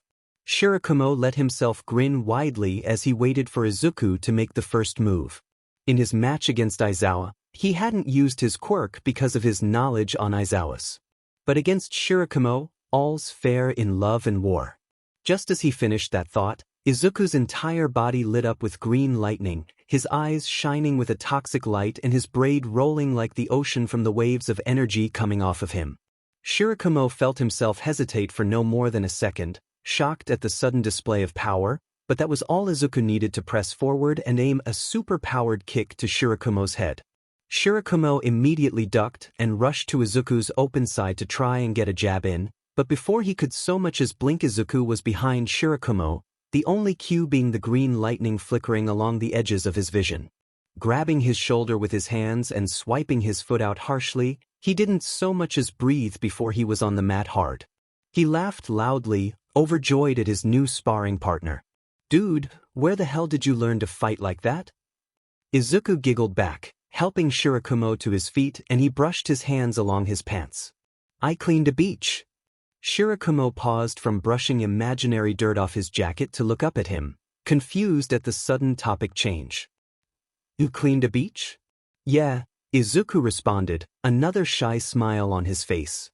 "I cleaned an illegal dumping ground that used to be a beach for 10 months, and then my old homeroom teacher absolutely pounded fighting techniques into my class's head because of—" He cut himself off, looking down a bit. "Because of the circumstances our class was in. It's also why I have my provisional license and why I'm with your class." Shirakumo felt his face heat up a little bit in embarrassment from the accidentally invasive question. "Sorry, I shouldn't have asked," he trailed off sheepishly. "No, it's okay," Izuku hurriedly responded. The reason I'm in this class is because I'm in witness protection. You can't know yet?" He murmured the last part, his own neck heating up. It wasn't time, he couldn't dump that all on people he just met. Yamada and Aizawa, who definitely haven't paused their sparring to watch Izuku beat their friends but chimed in here. "You don't have to tell us anything you're not ready for," Yamada said, his voice partially drowning out Aizawa, who said something along the lines of not being so anxious all the DM in time. Izuku just smiled weakly. "I do want to be able to talk about it, just not yet." They all responded in some sort of affirmative, and sparring was back in gear. Izuku lost the second round against Shirakumo, who used his clouds as a cover to sneak behind Izuku and pin him, using the technique he showed Aizawa less than 10 minutes ago, Izuku noted proudly. By the time they were done discussing what they could have done differently, Nedu called out for Izuku to change and head to the support department. He said goodbye to his new friends before skittering off to the locker rooms to change back into his uniform. Unbeknownst to him, Shirakumo was currently being pummeled to the ground by Yamada, who was all but distraught he didn't get to spar with the new boy. Aizawa just grumbled something about them being immature as they wrestled on the ground, but Shirakumo didn't miss the way he watched Izuku leave. Pathetic, the lot of them. Izuku, on the other hand, was currently walking up to the support department, thinking over what he wanted his new costume to look like. The never-ending green and red didn't make as much sense now that he had white hair, and he was kind of scared he would look like a knockoff Santa, so maybe he could go with a bunny theme? The ears on his old costume did have a very bunny-like appearance, and with his bouncing fighting style it would make sense. Maybe he could take that concept and run with it. It would help to be cute appearing, especially if he went underground. Just as he was beginning the debate on the pros and cons of a short fluffy tail being added, he suddenly had the overwhelming urge to duck and cover. Never one to ignore that alarm, especially around the support labs after his first mistake. He took shelter behind a corner just as the door exploded off its hinges, slamming against the spot Izuku had been standing no less than 4 seconds ago. For a split second, he had a terribly familiar memory of Mei doing this frequently enough to have her own code. This déjà vu was only strengthened when a familiar voice yelled an exhausted Hatsum, almost wailing about the cost of doors and insurance. "It's a vital part of the process." A voice called out. That broke him out of his stupor. It wasn't Mei. This voice, while still slightly feminine, was much lower than Mei's ever has been. Slowly creeping over the rubble, he saw a display that made his heart positively ache. Wearing the support department uniform was a more feminine-presenting person, though still androgynous enough it gave Izuku a second thought, volunteering to stick with neutrals until he was sure, with brown dreads running down their back, a pair of goggles strapped on their head, and absolutely covered in soot, the only clean spots seen being circles around their eyes. The eyes snapped over to Izuku, and a manic grin covered their face. A newbie. Yes. What are you here for? Support items? A costume? Both. They screeched joyfully, flinging themselves across the room. They would have nearly tackled Izuku had a hand not caught them mid-jump. Looking over, Izuku saw a boy, a little taller than the person with dreads, with wild pink hair sticking up in all directions and tired yellow eyes that had very familiar crosshairs. Izuku immediately knew who Hatsum's parents were, and couldn't help the small smile as the boy scolded them about manners and patience. As the two argued between themselves, something about not tackling new students, he glanced over just in time to see Nana looking up at him. Her eyes immediately crinkled up in a wide smile, and he couldn't help but smile back at her. She seemed to be working on wiring for a large metal contraption scattered in several pieces along her workspace, and it didn't take very long for her to get absorbed back into her work. The argument was interrupted as they finally just rolled their eyes before grabbing Izuku's arm and dragging him off to their station. Don't mind Suzuki, he's a spoilsport. My name is Hatsum Emma, they them please. I'm a third year, and if you're here for a costume and support items, we're the people for you. Izuku smiled faintly with more memories of a pink-haired tornado whipping through the support wing like she was born there. At least he knows now that he wasn't that far off. I'm Yagi Izuku. I'm a first second-year hero course student. I came to get a costume designed, support course items drafted, and everything submitted. The manic gleam grew tenfold in Hatsum's eyes, and he heard a groan from the front. Glancing to the front of the room, the young version of Power Loader had his head down on the desk with everything he owned covered by a thick layer of soot. He really deserves a raise, especially considering who will be in his class in 15 years' time. If he thought the first one was bad, just wait till the second one comes along. Hatsum cheered, and together they started drafting out his costume ideas. Hatsum was just like their child in the means of wanting to add everything to a support item and was only held in check by Suzuki, who was the one who had to do the wiring and welding in any invention Hatsum determines necessary. After a long PRD of discussion on his costume ideas, quirk, and fighting style, they determined that while the bunny theme would be cute and cuddly for victims, it would do absolutely no good in just about any other situation. He needed to be taken seriously. He had seen how Aizawa was treated when they didn't know he was a hero, and he wasn't very interested in following his footsteps. Thank you very much. Since he was going underground, they decided a thick, tight-fitting back tank top-style jumpsuit for his underlayer would be a good layer between him and being stabbed. He was hesitant on showing his arms off, but Hatsum took one look at his arms through his uniform and said that it was a crime against humanity to wear anything baggy or long-sleeved. He ended up too flustered to disagree any further. Suzuki said that he liked the idea of the gloves storing power and helping his quirk, but the bulky design wouldn't help with quick fights and movements like he would need, so a quick redesign left him with black full-fingered gloves, tight and with copper material infused in them to help with his pain. It wouldn't propel his quirk any, but with the signs of pre-arthritis they decided they didn't want to risk anything. For his outer layer he would be given thick, black pants, not quite baggy but not skin-tight to give him a bit more movement options, and a jacket he could wear during the colder seasons or if he needed any extra protection for a mission. His boots were plain black with steel toes and shock-absorbent soles, and after a while of convincing from Hatsum they agreed to adding springs and air-powered jump accelerators to boost his already powerful movements without overusing his quirk. With a few hidden knives for emergencies, a first aid kit in his utility belt, and some other minor details, they were finally set. It wasn't a lot compared to other heroes, but he didn't need a lot. Almost giddy with excitement for his new costume, he walked out of the building and was surprised to see Yamada, Aizawa, and Shirakumo waiting on the steps. They turned around when they heard the door open, and Yamada and Shirakumo instead broke out into grins. Aizawa just glanced at him, but for him that might as well have been a warm hug. "You're finally done," Shirakumo crowed, jumping up from his place and spreading his arms out in joy. "That took forever." He paused suddenly and looked at Izuku with squinted eyes. "Hatsum talked to you, didn't they?" Izuku laughed, loud and sweet, and nodded his head. "Yeah, it was Hatsum. I had to talk them out of giving me a bunch of other support items and we couldn't decide on my theme, so it took a while." Yamada barked out a laugh and stood up himself, stretching his legs out a little. He turned and dragged Aizawa to his feet, who grumbled the whole time, but followed them down the stairs regardless. "Why did you guys wait?" Izuku asked. "It was Aizawa's idea," Shirakumo said, that sly smile on his face again. "We were walking past your dorm building and we saw dozens of packages in your name."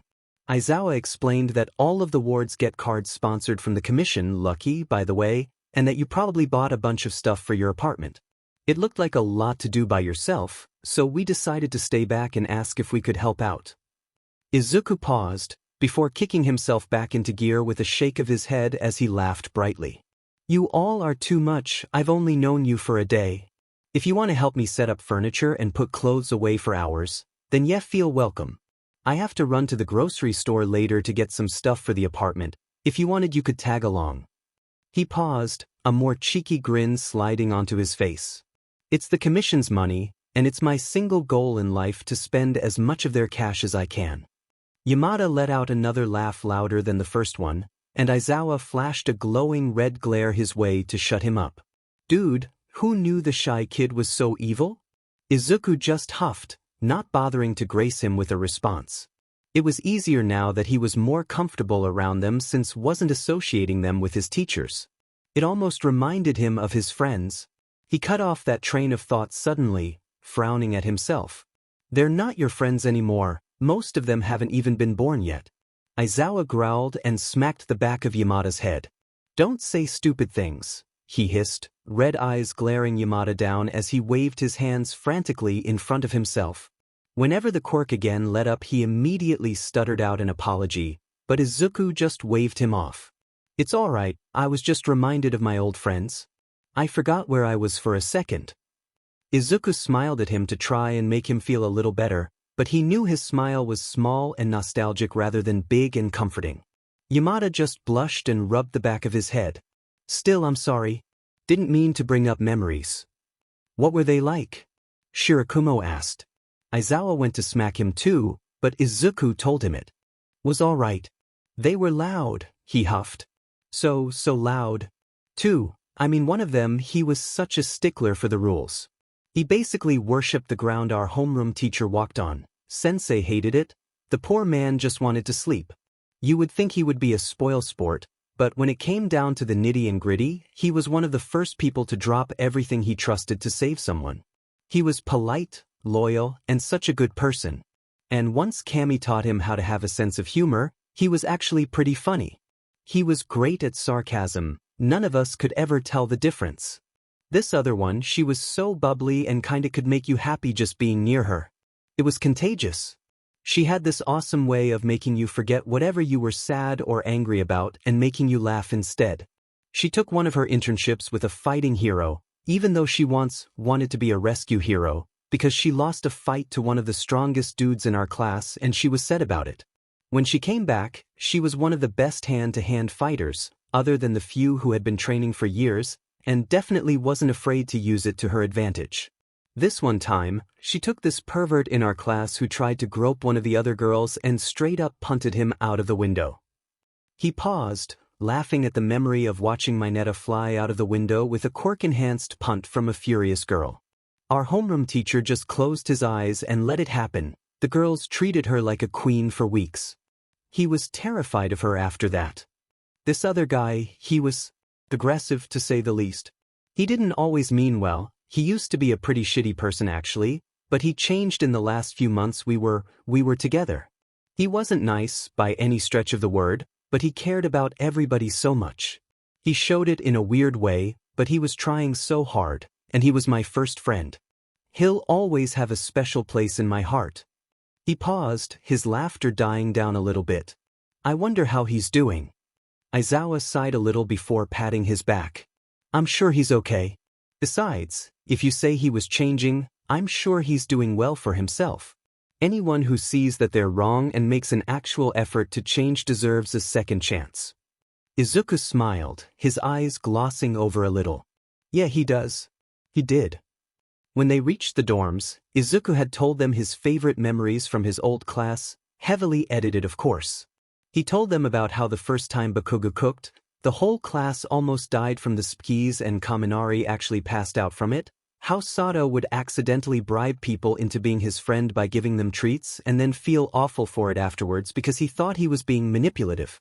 How Tokoyami would always act like this big, bad, scary emo, but when Izuku caught a glimpse into his room, he had a Sailor Moon poster on his wall and was listening to Billie Eilish of all people.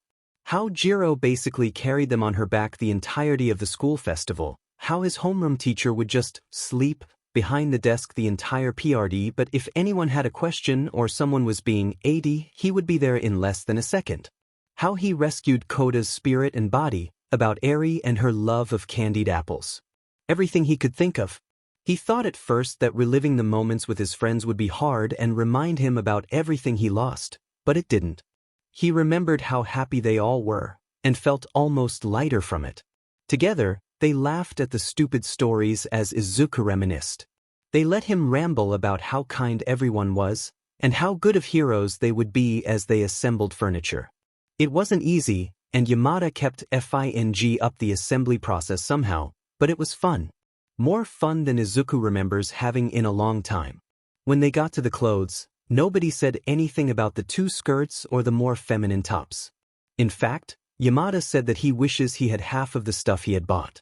They were some of the most accepting people he had ever had the pleasure of meeting, and it brought a warm feeling to his chest as he watched Yamada and Aizawa roll around wrestling. Read, Yamada beating up Aizawa, who was just defending himself while hissing angrily, over who got to help Izuku go to the grocery store before Izuku interrupted and said they could all come. The walk to the store consisted of the 3 of them, namely Yamada and Shirakumo, telling stories about their first year. How Aizawa was in Gen Ed for their first year until he kicked everyone's butt at the sports festival. How Shirakumo has the world's biggest crush on Kiyama but won't tell her even though she obviously likes you back, doofus. How Yamada broke all the windows in the classroom when he saw a bug and passed out when it flew by his ear. It was comfortable, and by the time they got to the store, Izuku felt like he had known them his whole life rather than a day. Izuku picked out some of his favorites for the apartment, plus some new stuff he had never heard of, but one of the other 3 would convince him was absolutely delicious and you have to try it dash. Really though, the 4 of them were just having a ball spending commission money if the glint in their eyes had anything to say for it. By the time they got back to the dorm, it was getting dark outside. They helped Izuku put away all of the groceries even though he told them he could do it perfectly fine by himself before Yamada and Shirakumo said goodbye and left for their houses. Him and Aizawa sat on the couch for a while, alternating between playing Mario Kart on the new gaming console and chatting about whatever was on their minds, and by the time they were tired of it, it was nearly 10 o'clock. Aizawa bid Izuku a good night before trudging to his room across the hall, a small smile on his face that Izuku almost missed. He looked down at his new phone and felt a large grin cross his face. Whenever they saw he had bought a phone, they all put their number in it, plus Kiyama's, and added him to a group chat called the Rooftop Gang, with all of them plus an additional person that hasn't texted yet. It was the most at peace he's felt since this whole thing happened, and when Izuku fell asleep that night, the only thing on his mind was his newfound friends and how lucky he was to have been put in their class. Izuku opened his eyes, but instead of his ceiling, everything was completely dark. Sitting up and looking around to try to see what was happening, he saw a faint light shining from the end of a long hallway. He got up and started making his way towards it, cautious steps and light breaths. A loud thump came from behind him, and he froze. Slow footsteps started towards him, and he took off. The footsteps got clearer as he ran, with the shine growing brighter and brighter the closer he got until it was nearly blinding. He finally entered into the light, and was nearly knocked over with surprise when he saw himself in the common room of his old dorms. He looked around, and sure enough, all of his classmates were there. Guys? What's going on? He said, walking up to the couch where Uraraka sat, Ida and Tsu on either side of her, comforting her while she cried. Uraraka? What's happening? Why didn't he say anything? She sobbed, her voice rough from tears. How could he just leave like that? Who left? Izuku asked, getting desperate as people continued to ignore him. What's happening? Maybe Mito didn't want to leave, Tsu croaked, her own eyes glossy from unshed tears. We don't know what happened. Ida nodded along with Tsu, rubbing Uraraka's back as she continued to sob. I'm right here, what are you talking about? Guys, I'm right here. Tisich, what are you guys talking about? That nerd probably left because he was too good for us. He was always so sure he was better than everybody else. Bakuga's red eyes turned and looked directly at Izuku, burning and hot. This wasn't the Kaken who wanted to be better, this was the Kaken that bullied him, burned his things after classes as a power trip. This was the Kaken that told him to kill himself. Isn't that right, Deku? Are you too good for us? Had to go and find some other friends that are more on your level. No. Kaken, I never thought I was too good for you. I've always put you above me, please dash. Bakuga's face warped until it was the young version Aizawa staring at him with a fierce snarl, a face Izuku only knew from the USJ and training camps. Who do you think you are, barging in here and acting like we're friends? You'll never be good enough for us. You're not even telling us the truth about who you are. Yeah. No, I'm Dash. You're what? He mocked, his voice warping as if there were two of him and his eyes shining a brilliant red. You're good enough? Guy. Which one is it then, nerd? Are you too good for us or not good enough? Bakugo snarled, leaning down over him next to Aizawa. When did they get so tall? They were warped and hateful, and Izuku felt smaller than he had since he was quirkless. Well, Deku. Yagi Izuku. Izuku. Wake up. Someone whisper yelled at him, a hand holding his arm from where it had been shielding his head. Izuku shot awake all at once, scrambling away from the figure leaning over the side of his bed. And no please don't, not again, I can't dash. Mindless please fell from his lips as he shuddered, clutching his hair tightly to try and ground himself. The figure crawled up on his bed silently, and held their hands out in a placating manner. Yagi, Izuku, I'm not going to hurt you. It's Aizawa, you're at the dorms on UA campus. This is your room, we just finished setting everything up today with Shirakumo and Yamada. You're safe. He stressed. Izuku looked up, his breath ragged and short. Aizawa? Aizawa sighed in relief. Yeah, it's me. It's just me. Izuku let out a short keen, burying his face into his knees. Why you dash? Hey, it's okay, don't stress about it. We all get nightmares. I don't live on campus because my home life was sunshines and rainbows, he added with a touch of strained sarcasm. Izuku choked on a laugh, tears still streaming down his face. Sorry. Didn't mean to wake you. You're alright, I'm a light sleeper, when I sleep at all that is. The amount of times I've been woken up by Nana breaking one thing or another is ridiculous and completely illogical. Izuku let out another quiet laugh, the tears and shaking starting to subside gently. Still, he murmured, I'm not important enough to be disturbing you. Aizawa hesitated. Izuku was clearly half asleep and distressed, which is the only reason he would be talking like that. He should just tuck him in and go back to his dorm, but... What do you mean? He asked quietly. I'm just some Deku. Don't need to be bothering your sleep or anything. Aizawa paused. There's that word again, Deku. Yagi had muttered something along those lines when he was still having the nightmare, but he hadn't thought anything of it. Doesn't that mean useless? He asked hesitantly. Izuku yawned, already on his way back to sleep. Yeah, useless. She tried to reclaim it for me, told me it could mean, I can do it, but they always knew. I was just a waste of space. Aizawa paused, listening as Izuku's breathing evened out. He silently tucked the comforter up, before watching him for a moment. He had tear tracks down his face, and his hair was still in the braid Hisashi had put it in, albeit messy. This boy was something like he had never seen before, but all he could do is be there for him and hope he opens up eventually. For now, it's time to go back to bed and hope Yagi's sleep is more restful. When Yamada went to school the morning of September 5th, he didn't know what he was expecting outside of the normal 2A shtick. Nedzu's near-constant manic energy while threatening all of them with expulsion death at a minimum of 8 times? Absolutely. Nemuri flirting with Oboro until he was all but steaming at the ears during lunch? You betcha. A new kid? Not unheard of, though highly unlikely and definitely not on his mind. Aizawa knowing the new kid, being almost friendly with him? Impossible. Oboro had been talking about whatever it is Oboro likes to talk about, probably Nemuri. If Yamada was actually listening, it was just so early to be pining already, when Aizawa suddenly elbowed him in the ribs as a cue to stop yammering. He glanced over at him to see Aizawa looking intently at something across the hall, focused and dim and near concerned underneath the exterior numbness he projected. When Yamada turned his head to look at what he was staring at, he swears he felt his heart stutter to a stop in his chest. It wasn't too early to be pining, apparently. Standing there, looking like a deer in the headlights under the 3 sets of eyes staring at him, was one of the cutest boys Yamada has ever laid his eyes on.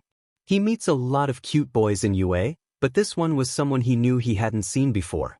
He would remember a face like that. He took a second to gawk. His hair was wavy, reaching a bit past his shoulders, and was one of the purest white colors he's ever seen in somebody's hair. He had a splattering of freckles decorating his entire face and neck and a cute blush on his cheeks, with a beautiful shade of light gray eyes. Where Aizawa's eyes were like a dark storm, threatening to take over your life and encompass you in everything, his eyes were like the clouds after the thunderstorm finally rolled away. Peaceful.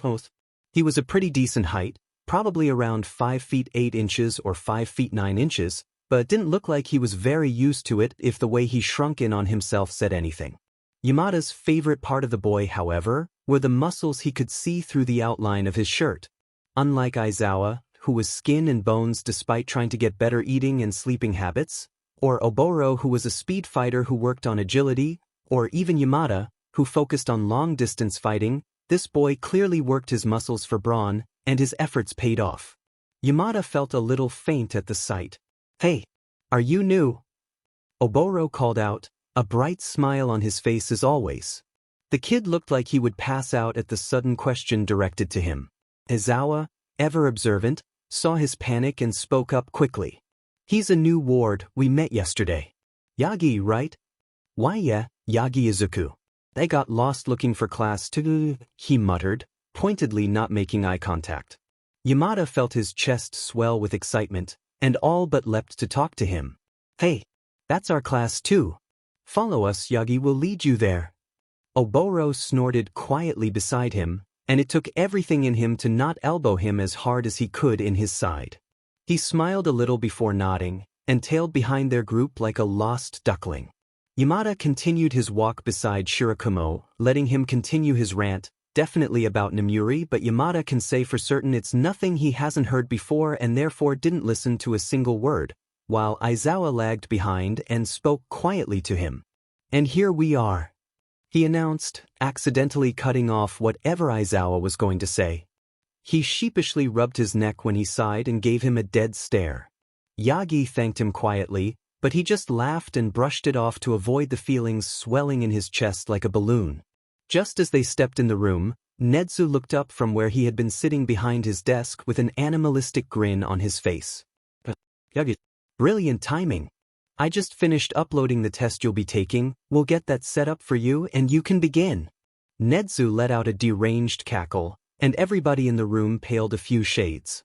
"Dude," he whispered, "what did you do to Nedu already? His tests are terrible."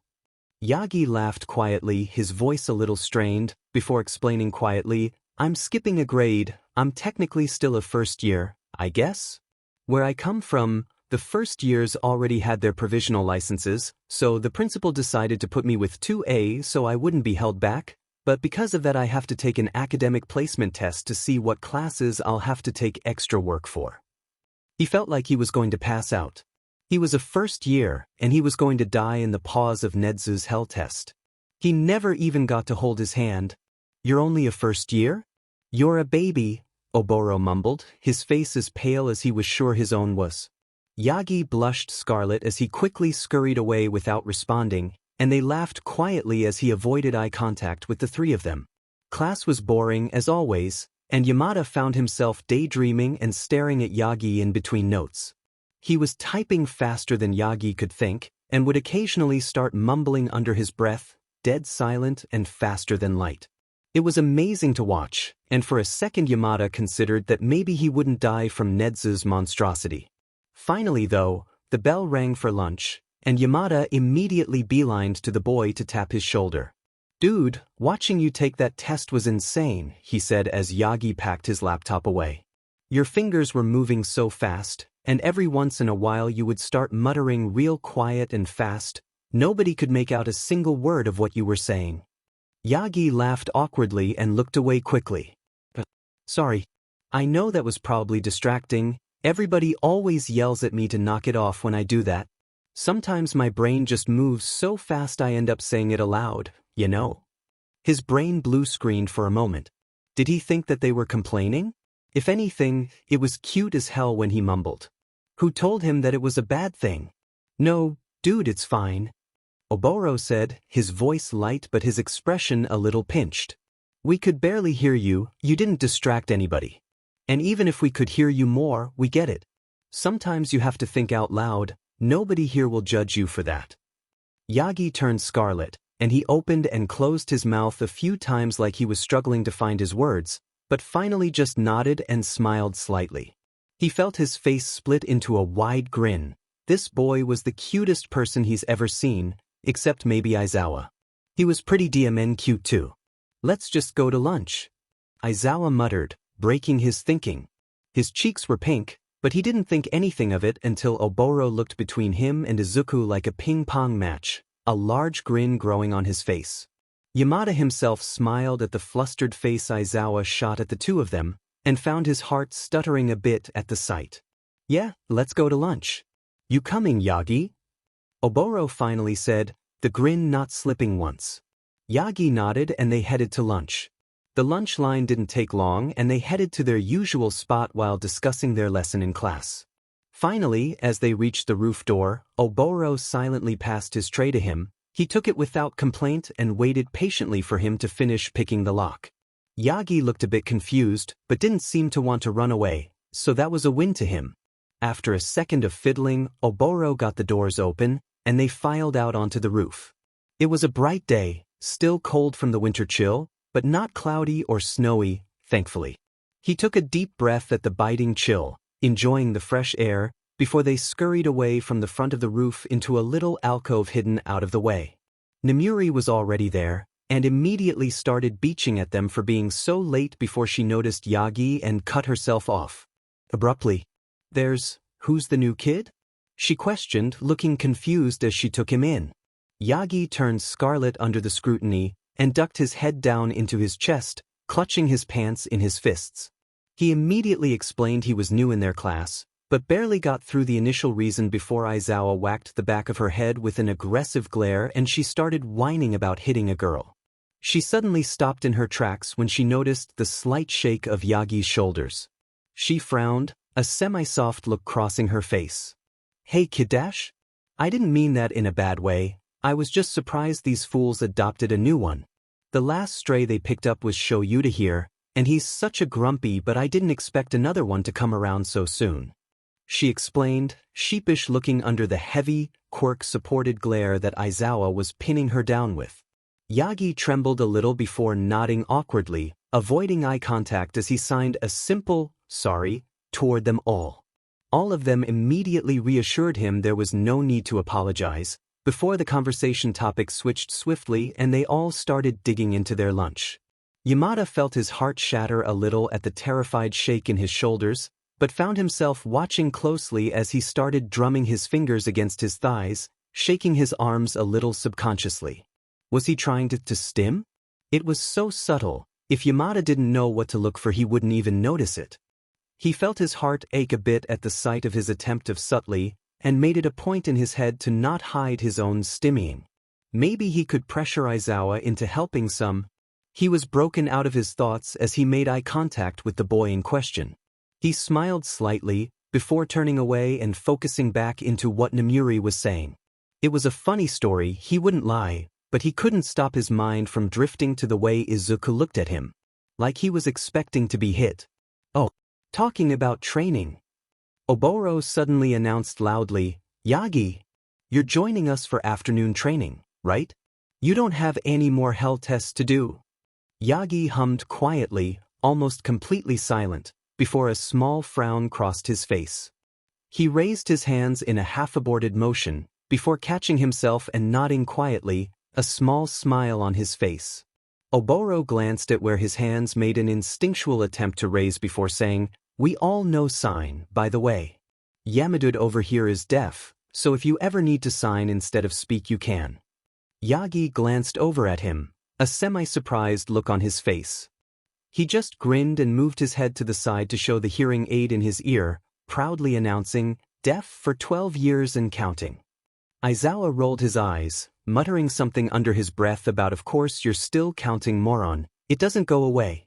Yamada thought he was a spoil sport, but didn't get the chance to reprimand him as Yagi smiled at them and his heart melted, all thoughts about whining melting away. He looked at them with a small grin on his face. "Thank you for telling me. I am joining afternoon training, though I wonder if he'll have me do an assessment test instead of whatever the rest of you are doing." Oboro grinned excitedly back. "Yeah, he probably will. On the first day of school he had us go through all these tests you do in middle school, except he let us use our quirks to help us out. It was super cool, except for the threat of someone going home if they didn't take it seriously enough. That was less cool, more scary. God, why would he bring that up? He knows how Aizawa gets about that." Aizawa grumbled under his breath a little before muttering, "It's great for everybody with an offensive quirk. Anybody who doesn't have a powerful, heroic quirk is just doing quirkless assessment tests like always." The two of them groaned in sync. "He's so damn tired of this conversation. What is your quirk, by the way?" "Mine's voice. I can be super loud basically. Oboro here can make clouds, and Sho can erase other people's quirks when they look at someone." He was sure to change the conversation before Aizawa could get into the topic of quirk discrimination in Japan. "Don't forget about me," Namuri whined.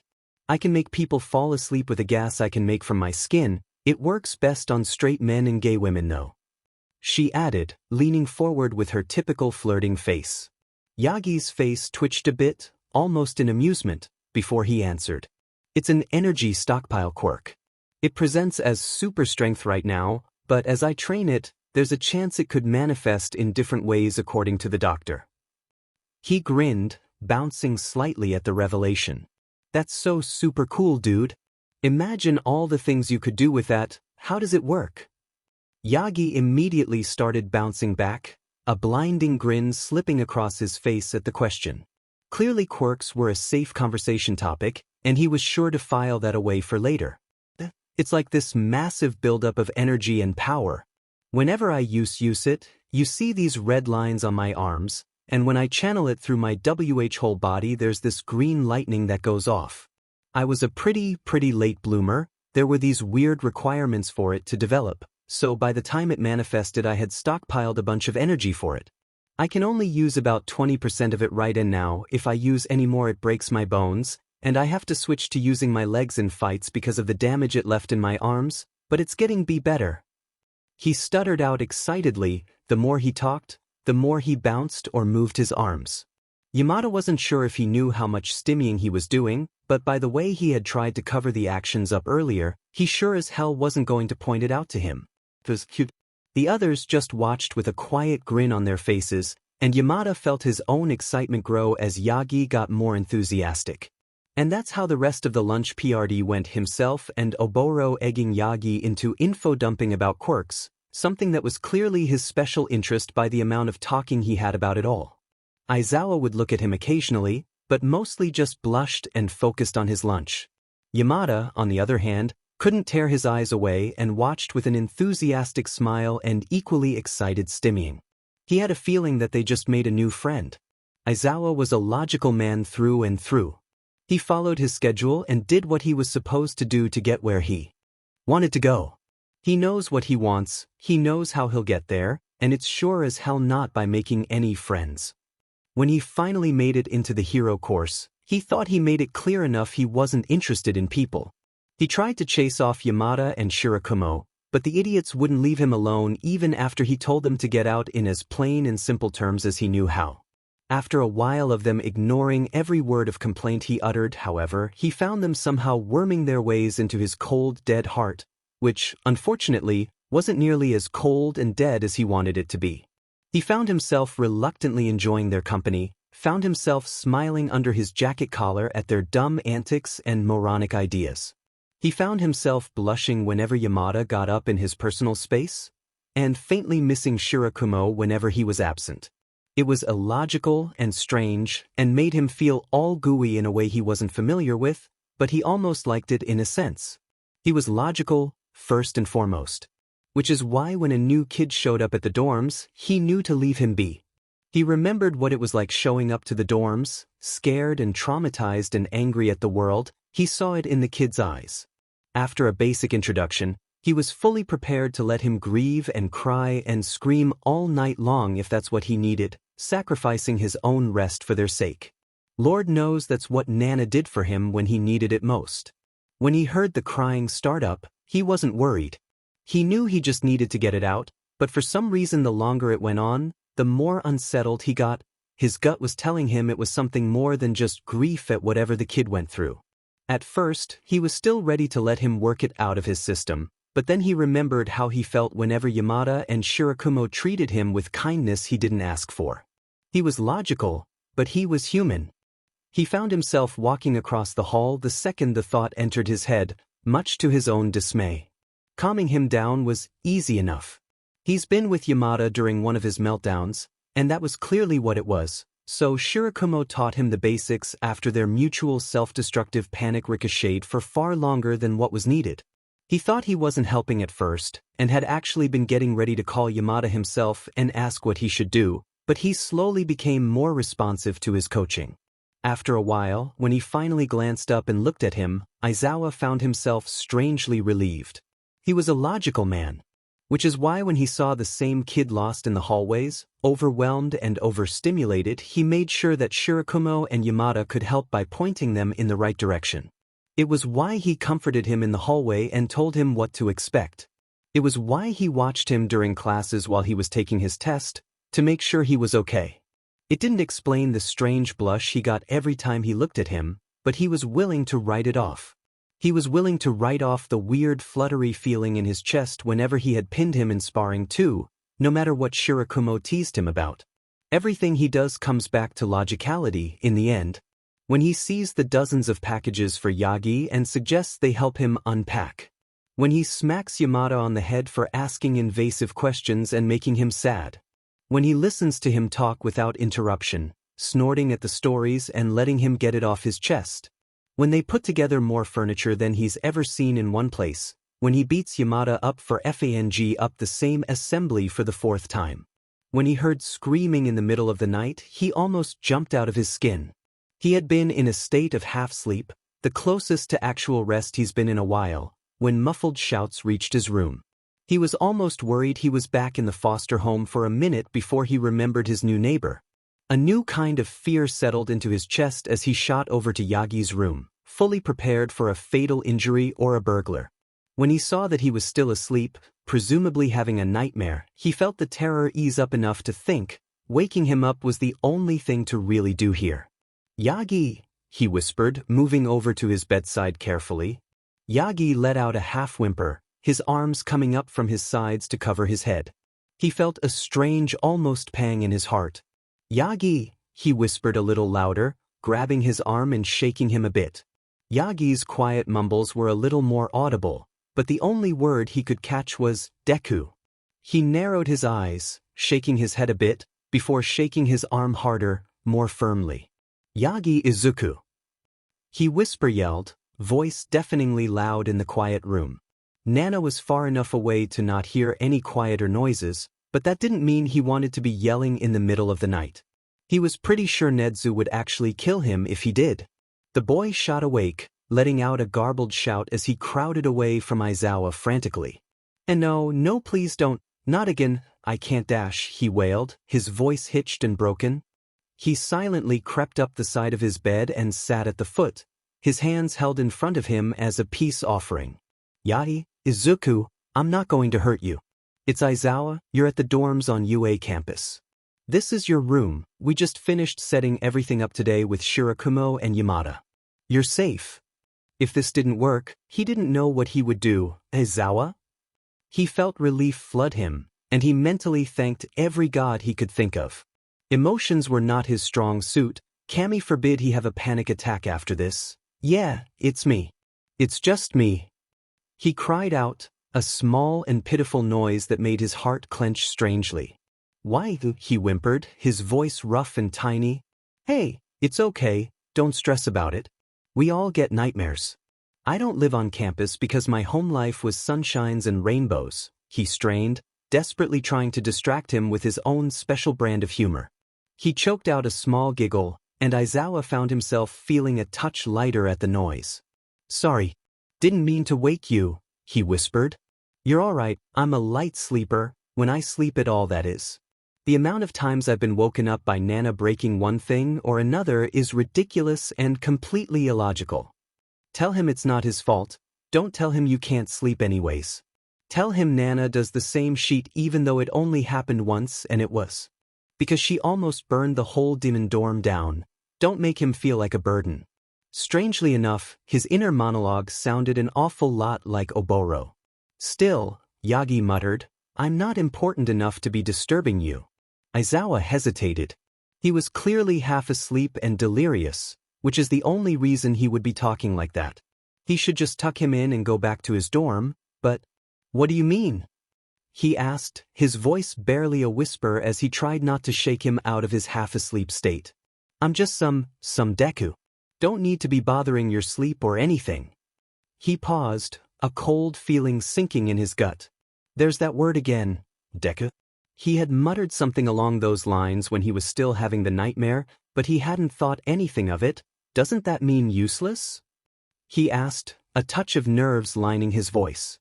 This was invasive in just about every meaning of the word, but he had to know. Yagi yawned, already on his way back to sleep. Yeah, useless. She tried to reclaim it for me, told me it could mean, I can do it, but they always knew. I was just a waste of space. He paused, listening as Izuku's breathing evened out. He silently tucked the comforter up, before watching him for a moment. He had tear tracks down his face, and his hair was still in the braid Hisashi had put it in, albeit messy. This boy was something like he had never seen before, but all he could do is be there for him and hope he opens up eventually. For now, it's time to go back to bed and hope Yagi's sleep is more restful. He'll text Yamada and Oboro in the morning. It's only logical after all. Izuku wakes up feeling surprisingly well-rested, and gets a solid 15 seconds of peace before he remembers his late-night ordeal. Suddenly shooting up and out of bed in a flurry of panic, he stood stock still in his room as he went through the 12 stages of grief of Aizawa bearing witness to his nightmare. This hadn't even been one of the worst ones he'd had, and even still he went and called himself a worthless Deku to Aizawa's face. He has started to accept his place in the past, but at this moment he wished harder than he had since he first woke up here that he would wake up in his old dorm and discover this was just a bad dream. How humiliating can life get at this point? It's like his goal was to make himself as embarrassing and weak-looking as possible in front of these incredible pro-heroes in the making. He didn't know that that question would awaken some terrible, awful curse that would jinx the rest of his day to be as draining and humiliating as humanly possible, but he would find that out soon enough. His late alarm blared, jarring him enough to collapse back on the foot of his bed with a loud groan. Now he has to face the day and, more importantly, Aizawa, and pretend he isn't completely mortified by his own existence. Giving himself a minute to berate himself and wish he could be absorbed into his bed, he finally rose fully to get ready for the day. After a quick shower and changing into his uniform, he reluctantly left the solitude of his dorm to go downstairs to eat his breakfast. Better to face the problem head-on than to avoid him, right? Izuku could honestly say he had no idea what to expect from the common room kitchen. In his own time, there had been a constant state of chaos and various levels of screaming almost every morning before classes. Between Bakugu making breakfast for his Baku squad, Ida mother henning any student who didn't have a breakfast he deemed appropriate with enough calories and nutrients, and 19 different students trying to feed themselves at the same time, it was a catastrophe. Izuku found it overwhelming at first, having come from a small apartment with nobody but his mother, but had quickly grown fond of his chaotic morning routine. Shower, brush your teeth, put your uniform on, sit at the kitchen table and listen as 18 different students clamber over each other to try and feed themselves before classes. It was easily one of his favorite parts of the day, watching Bakugo bark at different classmates who got too close to his bubble and teenagers who had little to no idea how to cook try to make themselves edible meals up to Mother Ida's standards. Izuku wasn't in his time though. He was 15 years in the past, and there were only 4 other people in the dorms with him, 2 of which he was positive wouldn't be seen dead in the common rooms and another one whom he doubted ate the recommended 3 meals a day. So when he came downstairs to see Aizawa slumped over the table, obviously half asleep, and Nana standing over the stove singing a song he didn't recognize, he was no more surprised than had it been empty and untouched. When he entered the kitchen, Aizawa didn't as much as twitch in acknowledgement. Izuku would almost think he was dead if there wasn't the shallow rise and fall of his back to prove him otherwise. Nana paused her song, something American perhaps, and half-turned to face him with a bright smile on her face. "Yagi! It's good to see you!" She cheered, her attention split between the omelet on the stovetop and Izuku's slow slink over to the table. "I wasn't sure if you would be coming down to join us for breakfast or not. You didn't yesterday." Izuku's stomach grumbled in reminder of his skipped meals the previous day. With everything going on, he hadn't found the time to eat as much as he normally did, not to mention that he didn't go grocery shopping until after dinner. Izuku blushed and laughed quietly, sitting at the table with his preferred brand of breakfast bar tucked safely in his jacket pocket. "Yeah, I didn't have the time yesterday." He carefully avoided looking at Aizawa down the table and instead focused solely on unwrapping the bar, his blush steadily creeping down his neck. Nana took her omelet off the stove, placing it on the table in a spot near them both, before turning to look fully at Izuku and deflating dramatically. "Oh, not you too," she groaned, smacking her hand to her forehead in distaste.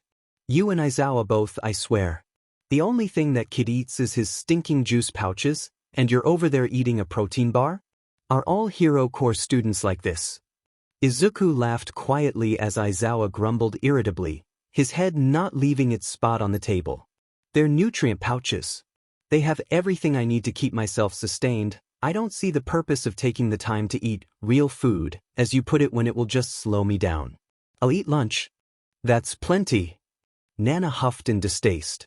"Yeah, your skeletal figure speaks wonders on how well that's working for you. You need real food to grow, young man." "You're only a year older than me, Grandma," he snarled back, finally lifting his head off the table as if a 20-pound weight was attached to his neck.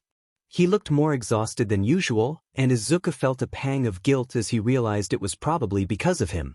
Aizawa glanced over at him with a squinted glare, perfectly conveying the meaning of "knock it off," something Izuku knew well from his time in his homeroom. Another wave of emotions hit him, these ones a terrible mixture of grief for the Aizawa-sensei he knew and guilt for ruining his friend's sleep. This would not be a good day.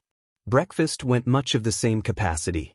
Nana was trying her best to keep conversation flowing, and Izuku was thankful for it, honestly, but between his mind-numbing mixture of leftover mourning, guilt, and embarrassment, he wasn't much for small talk. Aizawa varied between half asleep and giving scolding glances towards Izuku when he felt like he was being too self-deprecating with his silent pity party. He didn't know how Aizawa knew whenever his thoughts started to border on self-loathing, but he always did. When it was time to leave for classes, Izuku tried to skitter past Aizawa while Nana had him trapped in another lecture, this one about making sure he ate real food at lunch and not skipping to nap in another storage closet, but he caught up with him quickly and matched his stride with ease on their way to the main building. "You said something about Deku last night," Aizawa said. He didn't waste time with small talk, greetings, or padding his words to make them less harsh. Instead, he had what sounded like a beta version of his no-nonsense tone he used for serious conversations as a teacher. It still made Izuku flinch in place, something he was sure didn't go unnoticed. "Yeah," he muttered, tracing the grout lines on the pavement with his eyes. There was a group of first-years making a ruckus by the main entrance a while ahead of them. "It was a nickname, I guess. One of my old classmates gave it to me." His voice was uncomfortably tight, and his sentences were cracked and forced, but he was desperate to get the words out anyways. If he couldn't even do this much, who was he to call himself a hero? Aizawa hummed quietly beside him. You said that she tried to reclaim it for you, but they all knew you were a waste of space. Izuku flinched again, this time more heavy than the last. The last remnants of his voice died in his throat and his breath hitched. Waste of space? Aizawa stopped walking towards the building, instead quietly directing them both to a spot behind one of the walls close to the main building. Izuku felt a low whine rumble in his throat, near silent and grating on his vocal cords, and Aizawa shushed him quietly in response. I just want to help you, Aizawa soothed carefully. His voice was low and smooth, and so remnant of his future self it made another whimper catch in Izuku's throat. Aizawa hesitated, before pushing on with a hint of uncertainty peeking through his voice. I know you said you're in witness protection, and you will tell us whenever the time is right, but something about you doesn't line up. I know you're not lying to us for fun or anything, but we can't help you unless we know what we're helping with. We're heroes too, let us help you carry whatever it is you have. Izuku nodded, raising his hands to respond. He pointedly looked at the wall behind Aizawa, not ready to look at him directly while he explained. He paused, suddenly unsure how far to go. Before he could form his words, a crash sounded from around the corner. Aizawa jumped slightly, whipping his head towards the sudden noise, and Izuku fell down into a defensive stance immediately, his quirk sparking against his skin in a knee-jerk panic reaction. Quiet cursing, almost too quiet to hear, reached them just before a head poked around the bend. Principal Tsukishima? Aizawa asked, uncertainty filtering in his tone. What are you doing back here? Well, I could ask the same of you, Tsukishima said after a moment, his hands brushing down the front of his robes. His spiraled eyes seemed to bore straight into Izuku, and for a moment he felt uncomfortably guilty about almost talking to Aizawa about it, even with permission previously given. Class starts in 10 minutes. I received a notification from a camera that there were students hanging behind Gym Beta. I came to make sure there wasn't any fishy activity going on, of course. Aizawa nodded, and after a second Izuku nodded as well. We'll head to class, sir, Aizawa said, gently grabbing the edge of Izuku's sleeve to pull him towards the building. They walked a bit faster than they had before. Izuku felt Tsukishima's gaze the whole way to Class 2A. When they got to class, Aizawa gave him a look that very clearly said they were talking later, just as Yamada and Shirakumo came shooting over to their seats. Yamada had a look of utter joy in his eyes, his hands waving frantically up and down, and Shirakumo looked ready to melt into the floor with his face as red as a fire truck engine. Aizawa. Yaji. Yamada squealed, jumping in place a bit. He seemed to be fighting his quirk with the way his voice would jump between reasonably loud and ear-piercing. Aizawa groaned a bit and dropped his head on his desk, determined not to make eye contact and inadvertently encourage his excitement. Izuku, on the other hand, willingly let himself be swept up in Yamada's joy and smiled broadly at his excitable friend. What happened? Izuku asked, his voice still slightly hoarse as he began to relax around his friends. Yamada didn't as much as falter at his lack of clarity. Instead he leaned forward dramatically to rest his upper body on Izuku's desk, his face so close to him he could feel his breath on his nose. Namuri asked Oboro out. He yelled. From this close, Izuku could see the rings around his pupil, something he had never noticed before. Shirakumo let out a strangled whine, snapping him back to the present, and he whipped his head towards his other friend. Shirakumo was half dissolved on the ground, his red cheeks and ears steadily creeping down his neck. He seemed to be at a loss for words. Really? Izuku said, bouncing slightly. Shirakumo didn't say a word, choosing to collapse his head forward and bury it in his knees. Aizawa snorted from the seat ahead of him. Before anyone could say anything further, the bell rang, leaving Yamada to fly into his seat like someone had burned him and Shirakumo to immediately panic and attempt to scramble to his feet before a small ahem caught their attention at the front of the room. Nedu sat at his desk in his famous oversized chair, a feral smile on his face. Shirakumo, I do request that you start class in your seat next time, rather than next to it. Shirakumo shot to his feet and rushed over to his seat, the red in his face draining and leaving him pale white. Izuku was starting to worry about his blood flow, It can't be good having that much blood pooled in your cheeks for so long and then having it rush out like that in such a short PRD of time. Well, now we can begin. I don't have any announcements today, so it'll be a study hall. Yagi with me. I finished grading your test.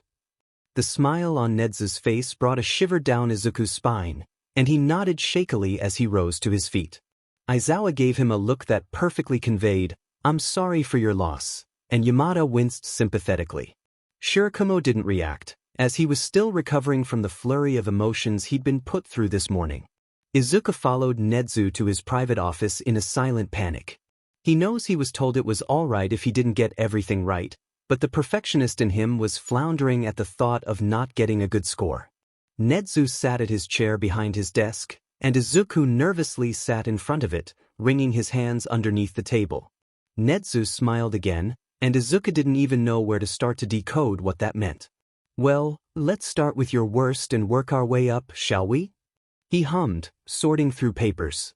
"Your literature results were as we both expected, and you will be given a list of books to complete and an essay of your choosing for each one to finish alongside your normal workload.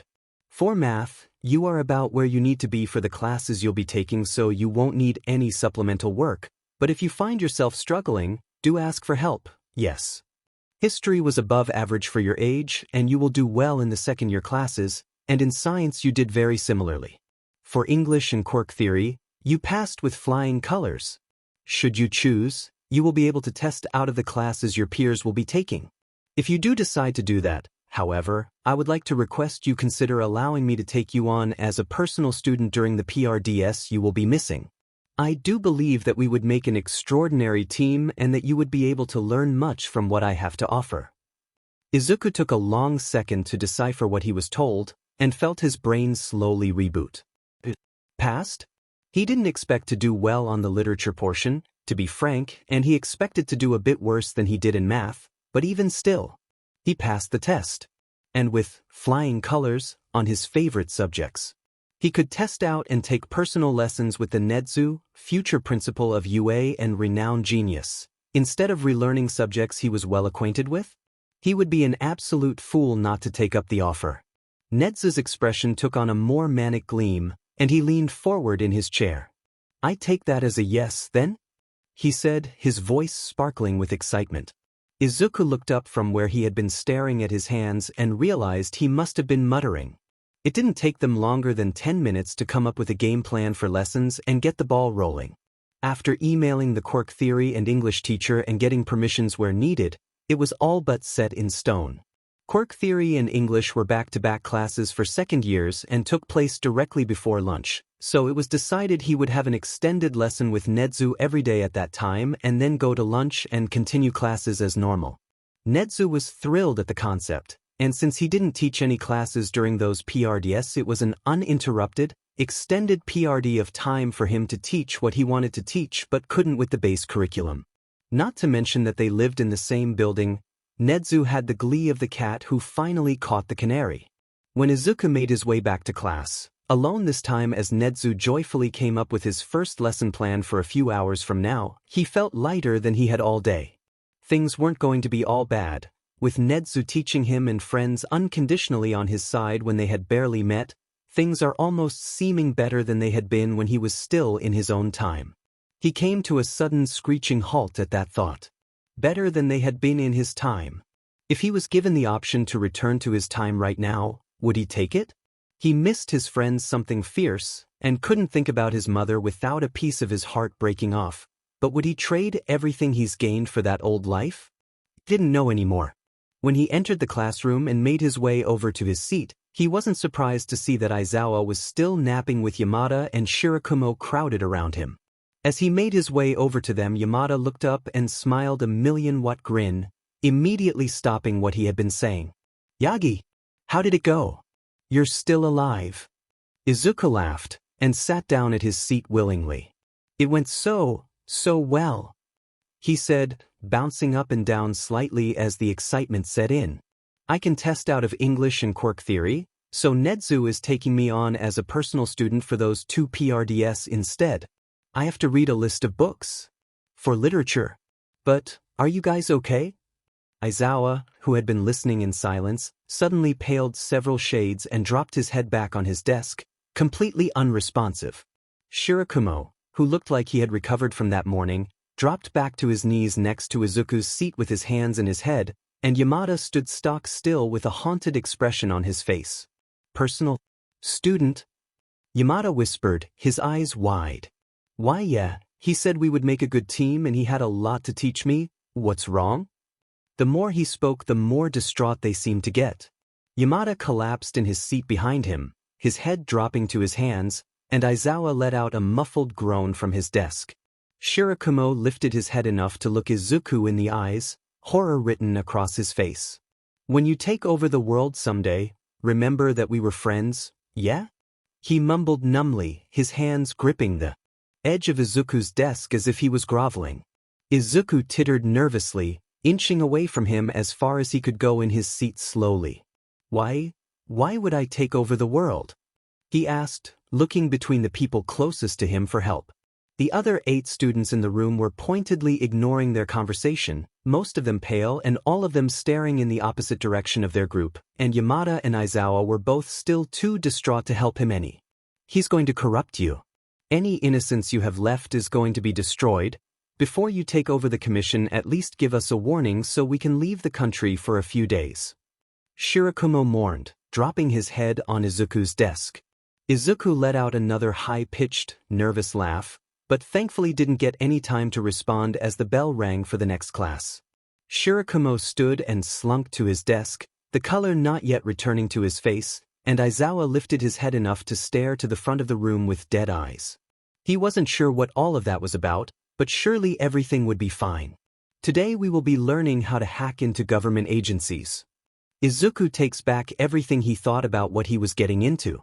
As Nedu grinned, less so a smile and more so a baring of teeth from across the desk with a computer set up neatly in front of him and paws clasped together, he thought that maybe the rest of them were right to be afraid. Despite how scary it sounded, and how intimidating Nedu made it feel, hacking wasn't as hard as what people made it out to be. After the extended PRD together, Izuku had a basic grasp of it and could successfully get past a weak firewall.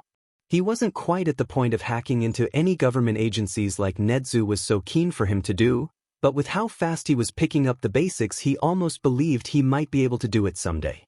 Not that he would do anything with this skill set, of course. But he couldn't lie and say it wasn't something he was pleased to have under his belt. Izuku left his office with a large grin on his face and the homework assignment to hack into any UA teacher's computer or email as he saw fit, after an extensive amount of time promising him that he wouldn't get into any trouble and that Nedu would vouch for him if he was caught, though the goal was to go undetected.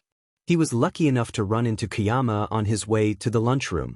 He immediately bounced over to her, any hesitations about her erased after yesterday's lunch, and hummed to himself as he stuck by her side to ease through the crowds. "Why aren't you with the other 3 today?" she asked as they finally made their way to the line. Izuku laughed quietly and prayed that she didn't have the same reaction as the rest of them before muttering that he had private lessons with Nedu instead of Quirk theory and English classes. She did pale several shades, but before she could stutter out any questions, the glimpse of a person sprinting towards her, a blur of motion with their arms stretched out wide towards Kiyama's back, caught Izuku's eye. Izuku sputtered in shock and backed up a step, but before he could say anything they were on top of her, arms wrapped around her head and legs hitched around her waist. For her credit, she barely let out a yelp of surprise before she was shifting her balance to hold the weight of the new student, grabbing their legs as she stumbled forward a bit. From the look on her face that he could see between the person's arms, she wasn't as much scared as she was exasperated. Izuku gaped, watching as she shook the person off of her with an irritated hiss. The new person was laughing, and he shifted his attention to them just as they walked out from behind Kiyama, a large grin on their face. "Ida," he whispered, voice cracking a bit. He felt some of the color draining from his face, and his heart jumped to his throat. He turned to look fully at Izuku, and he relaxed a small bit when he saw their full profile. This wasn't his Ida. That must mean, "Do I know you?" he asked, not unkindly as he smiled a bit. Izuku blushed and shook his head, averting his eyes to his shoes. No, no, we haven't met. I just recognized you from some stuff I've heard. You come from a hero family, right? He stuttered, nervously clasping his hands together. Ida smiled and nodded along with him. Yeah, I do. It's not common that I get recognized from that stuff. He laughed, face scrunched up. He was very different from his brother, and seemed much more laid back and carefree. He didn't think it was possible to miss the redwood-sized stick up his friend's butt, but he almost found himself doing just that as the older Ida turned to face Kiyama with a big grin on his face. Apparently, the older Ida was a part of the rooftop gang, as they called themselves, but he only sat with them every other day as he alternated between them and his class's table, 2B. He was the unknown number in the group chat that hadn't texted yet. He said he wasn't as rambunctious as Yamada and Shirakumo were and found out quickly that any of his texts were quickly buried underneath their spam-like messages, leading to him not messaging unless the chat was quiet or it was important. They made it through the line relatively quickly, and Izuka found himself drifting off in thoughts as he watched the two interact. He frequently found himself trapped in between missing his old home with everything he had and an unbalanced sense of peace, almost joy with where he was at the moment these days. He didn't think himself weak or easy to destabilize with everything he's been through. Everything life has thrown at him has been overcome in one way or another, has been something he was able to push aside. Everything he's ever worked for was to be a hero, until it wasn't. Until he realized how much his mother cared, how kind and loving his friends were. The last year of his life has been something that has changed his outlook on everything, and just as he found himself completely and perfectly settled in where he was, it was taken away from him. He was adaptable, but he had been secure. Now that that's gone, Yagi! Now that that's gone, he doesn't know what he's supposed to be.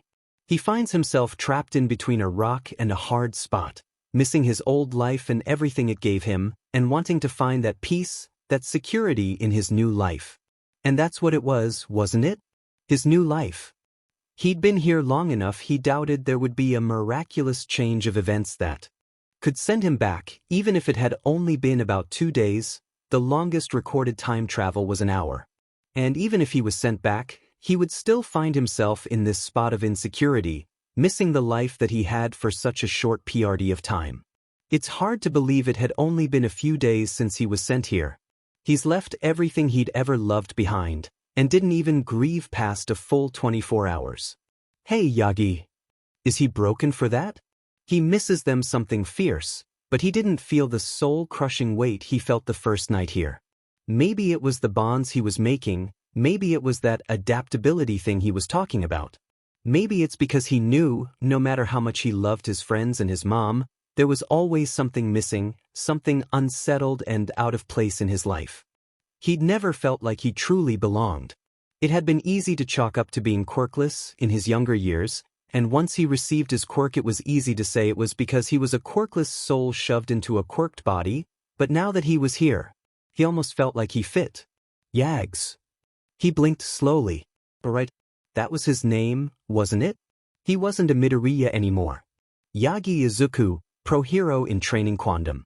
Deku has died and been left in a time he couldn't return to. That's right, come on. Can you look at me? He hummed slowly, blinked a few extra times for good measure. He could see Yamada sat across from him, so close their knees were touching. He had his hands on either side of his face, his odd eyes boring into Izuku. He didn't notice before that only one of his eyes had the rings around the pupil. The other one was a similar shade of green, but distinctly different in its pattern and just slightly darker. How strange. It's because it's a contact. He deadpanned. He heard someone snort a half-laugh behind him. Do you know where you are? He shifted his face out of Yamada's hands to look around a bit. Surprisingly enough, he was on the roof. Kayama, Ida, and Shirakumo sat over to the side while they ate their lunch, and Aizawa sat on his other side, watching them closely. He nodded, and felt a bit of the fluff in his brain clear out. He hummed to himself, the buzzing in his brain settling that last piece that had drifted off into place. He looked back at Yamada, who looked a bit more relaxed than he did before. Sorry, he mumbled, looking just above Yamada's shoulder. Guess I got a bit distracted. Yamada huffed a bit, and shook his head. You were mumbling up a storm. Apparently sometime after the lunch line you got a bit unresponsive. Has that happened before? Izuku tilted his head in thought. He could name a few times in his life when that feeling came over him and he found himself floating off, but he had either been alone or nobody noticed. He shrugged a bit. I mean a little bit. It's not really a problem, sometimes I just get stuck in my head. He spared a glance over at Ida, and Yamada followed his gaze before flickering his eyes back and forth between Izuku and Ida, a bewildered expression on his face. Izuku blushed a bit and ducked his head, and Aizawa let out a thoughtful noise. Does this have to do with what you were going to tell me this morning? He asked, voice carefully guarded. He saw the two on the other side of the roof glance over, sneakily, staring between him and Ida, who looked very confused. Sort of. He mumbled. He looked over at Ida again and spotted his kicked puppy expression and immediately backpedaled, flailing his hands with a bright red face. It's not you, you just remind me of someone I used to know, you know? You didn't do anything, I just got stuck in my head thinking about that stuff. He finished lamely, looking back down at his shoes. Yagi's shoes, not Midoriya's. Yamada hadn't moved yet and was still sitting directly in front of him, their knees bumping together every time one of them shifted. It was oddly grounding, and sort of comforting in a sense. Oh, I understand, he said, voice shockingly kind. His voice was just like his younger brother's would be, but the tempo in which he talked was so different it helped fish any remaining feelings back to the present easily. I'm not offended or hurt or anything. He was sure if he looked over he would see a kind smile and squinted eyes, but he almost couldn't bear to see it at the moment, so he stuck with offering Ida's knees a small smile. Close enough. Thankfully, the rest of them knew not to bring anything up and easily directed the conversation into easier topics. Izuku was almost disappointed when Yamada shifted farther back, but he soon found his face flaming a bright red when he simply grabbed his lunch tray and sat back down next to him, their knees touching just enough for it to be grounding. Aizawa shifted so that he was seated back in the circle, and while he was farther away from Izuku than Yamada he was still notably closer than he had been the day before. The rest of lunch passed quickly and Izuku was easily absorbed into the conversation.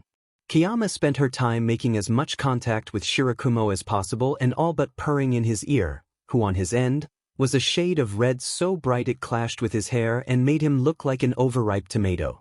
Yamada and Shirakumo asked him how his lessons with Nedu went and were distraught when they heard his homework. Ida, for his part, didn't seem as heavily affected by the information as the others had been, but still looked a bit unsettled at the concept. It was comfortable.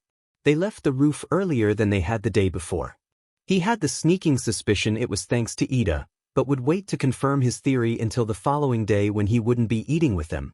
When they arrived at the classroom, the other students were slowly trickling in, and Nedu was already seated at his desk with the same feral grin he had had all day. Pointedly ignoring whatever that was, they stalled the time before the bell rang to tease Shirakumo over Kiyama and their date. Izuku didn't miss the exasperated looks he sent the other two, but had no idea what they were over, so he didn't dwell for too long. The second the bell rang, the whole class was silent and seated, waiting for Nedu to tell them what they were doing. Good. Everybody is on time. A pointed look to the four of them. Today is the USJ, as I'm sure you're all aware, so I would like everybody to go to the locker rooms to change into their costumes. Yagi, yours isn't quite ready yet, but it seems. Hatsum is taking it upon herself to finish the entire thing, so it won't be too much longer. Izuku felt the smile drop off his face almost instantaneously and grabbed the edge of his desk with an iron grip at the announcement. The USJ. His class hadn't made it a habit to return to the USJ after the incident that occurred their first week. Any and all rescue training was done on campus with help from Cementos and 13, and while it wasn't quite the same thing, it was as close as many of them were comfortable getting for the time being. They had been informed that they would put off USJ trips until the end of their first year to save them from any unnecessary panic and to give the school time to crack down on security and construction for the building. He hadn't been back there since. He reached his hand out and snatched the end of Aizawa's jacket before he could fully stand. He turned around with a questioning look on his face, but immediately looked a bit more serious when he saw the expression on Izuku's face. "Hey, what's wrong?" he asked, shifting so he was directly next to Izuku's desk. The hand that wasn't grabbing Aizawa's coat was still latched painfully on the desk, his head bowed down as his shoulders shook faintly. Yamada came over and stood on his other side, and he was almost hyper-aware of Shirakumo talking to Nedu before leaving the class after the rest of his class, glancing back with a worried expression. Yamada reached down and put his hand on top of the hand grabbing the desk, gently rubbing the knuckles in an attempt to loosen his hand. "Yagi, what's up?" Yamada asked, voice the same level tone he had used on the roof. How embarrassing, he couldn't even make it a full PRD without humiliating himself in front of his friends. "Stop it, we want to help you," Aizawa chided, moving his hands down to hold Izuku's where Izuku's clung to his jacket. This was going to be harder to explain. How could he tell them that the last time he was in the USJ he was attacked by a group of villains and his teacher, Aizawa himself, was almost killed when they didn't know he's even heard of the USJ before? He shook his head and willingly clung to their hands. Taking a deep breath, he looked up and risked a glance at Nezu's desk. The knot-rat sat in his seat, watching them with something almost akin to regret. When Izuku made eye contact with him, Nezu mimed taking a deep breath. As he followed along shakily, Nezu hopped down and made his way over to them. "I apologize, Yagi. I wasn't aware that the USJ would be a triggering location for you," Nedu chirped quietly. He took another shaky breath and nodded slowly. It's okay. I should be able to handle hearing the word without panicking. I'll get over it," he muttered. He released his hold on his friend's hands, red at the ears, and failed to miss the slightly disappointed look Yamada had or the matching pink ears that hid under Aizawa's hair. "Even still, nobody knows the extent of what you've been through other than you, Yagi-kun. Don't apologize for having gone through things your classmates can't imagine." Nedu murmured. "Are you okay to participate today?" Izuku didn't take a second's pause before he answered. "Yes. I need this training, arguably even more so than my classmates. Plus ultra, right?" He didn't miss Nezu's smile at the school's familiar saying. "We will make it a better experience than what you've had before. Now, hurry up and go change, you're all late." The three of them made their way to the locker room in relative silence. He didn't ignore the fact that the other two were trying to put together the puzzle pieces they had been given, but he doubted they would be able to understand without Izuku giving them the final answer. After all, he wouldn't assume his strange classmate was from the future either. For now, all they needed to worry about was the USJ. They would take it from there. Nobody noticed the set of eyes watching them. Nobody blinked at the extra set of footsteps. The bus ride to the USJ was filled with Izuku's jittering. Despite how hard he tried to conceal them, every time he looked over at Aizawa he couldn't help the tremors and hitched breath. Aizawa, ever observant, must have noticed a pattern to his fears, but also must have decided that it wasn't worth confronting him over at that moment. To absolutely no one's surprise, the USJ wasn't filled with villains when they arrived. Izuku couldn't help the side glances and the uncomfortable tension he had in his shoulders when he glanced to the center every few seconds, but it was empty. It was designed much the same as he recognized from his first visit, the only visible difference being instead of 13 guiding them along, it was a hero who Izuku faintly recognized from older discords he joined. He was killed in action sometime after Izuku's birth, if he remembered correctly. Needless to say, it was a bit strange. The training went surprisingly well. Aside from the minor panic attack he had when faced with the flood zone, Izuku was proud of himself for pushing forward. 13th's improvised rescue training had been relatively effective and he was able to keep up with instruction and his classmates with few errors. He didn't fail to notice the concerned glances his friends threw at him, or the fact Nedu kept him as far away from the flood zone as possible after the first encounter with it, but he was almost grateful for it. When they finally left the USJ, Izuku couldn't help the full-bodied relief that swarmed him as he sat down on the bus and found the sudden loss of adrenaline leaving him a puddle on his seat. He melted against the back of the seat and found himself embarrassingly close to crying from relief it was over. Aizawa and Yamada sat on either side of him, as they had been doing, and Shirakumo sat across from them. He was faintly aware of his other classmates coming in and pointedly ignoring their group out of respect for their privacy, but he couldn't find it in him to acknowledge any of them. Aizawa nudged his shoulder against Izuku, and he took the invitation as what it was without a second of hesitation, slumping against him with a short whine. Shirakumo huffed faintly, but nobody said a word. It was more comfortable that way. Holding Yamada's hand, half asleep against Aizawa's shoulder and bumping knees with Shirakumo, everything felt almost right. When Izuku got back to the dorms that night, he found himself speed-running all of his regular homework in excitement for his task from Nedu. Wasn't often that he got through the amount of work he did in such a short amount of time, but by 5 he was caught up in the work from the day as well as a bit of his extra from literature. His friends were out on campus doing extra training, and while they had invited him along, he denied it under the prospect of getting caught up with his academic work. He kindly refrained from telling them it was for his special assignment, as he wasn't sure if they could handle the information. Settling down in his chair and setting up his computer, the only question left was who he should spy on. Nedu was out of the question if he wanted to have a chance of passing, as he was sure that he had enough firewalls around his email and computer to protect the nationwide secrets he no doubt had buried in his belongings, not to mention, he wasn't sure he wanted to know what he had on his computer. He didn't know any of the other teachers very well, save the few he had met in his time. He had only just been introduced to the other teachers, most of which he hadn't heard of spare the rescue teacher.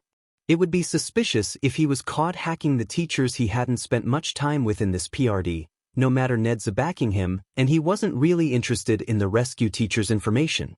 It felt invasive to dig through his information when Izuku knew full well he would die within the next year or two. Tsukishima, the principal of the top hero school in the country. For a split second, he almost reconsidered Nedu, but the mental image of his manic grin with dozens of firewalls and false leads left him resigned to the concept of digging through the principal's email and computer. Although, he probably has just as many protective layers as Nedu given his position. 20 minutes later, he proved himself wrong, and his laptop was mirrored to the principal's screen. After a minute of internal panic and questioning why it was so easy, what does he do now dash? He saw movement on the screen. He was typing? Careful not to touch anything and alert him of his presence, Izuku quieted down the inner voice that was screaming about disrespect and privacy to read what he was saying. After all, Nedu said he would vouch for him. It was an email to a private recipient in a browser that Izuku wasn't familiar with, but he could guess it was one that didn't save history or data. Before he could stop himself, he was reading the contents of the message, his earlier fears of getting in trouble disregarded by his curiosity. I do not have updates on the dismantlement of the school board and the UA infiltration plan, however I have news that I feel you will find much more appealing. A student arrived at the front gates of the school the other day claiming to be an accidental time traveler. After a bit of interrogating and proof, I can confirm he is in fact from 15 years in the future. The most interesting part is the information I was handed by Recovery Girl after the boy passed out, however. This young man is the 9th holder of OFA. I knew little of its existence before now, but after some carefully worded questions, I can confirm with certainty that this is the same Quirk you desire. I urge you to abandon the plan for the school takeover and instead focus on this gift handed to us on a silver platter. With a bit of coercion and misplaced trust, the power that is rightfully yours could be back in your hands within a year. The boy will be yours and your goal will be complete. Your faithful servant, Tsukishima Mun. Izuku stared at his screen as the message was sent, his mouth open and his heart racing in his throat. The principal was a traitor?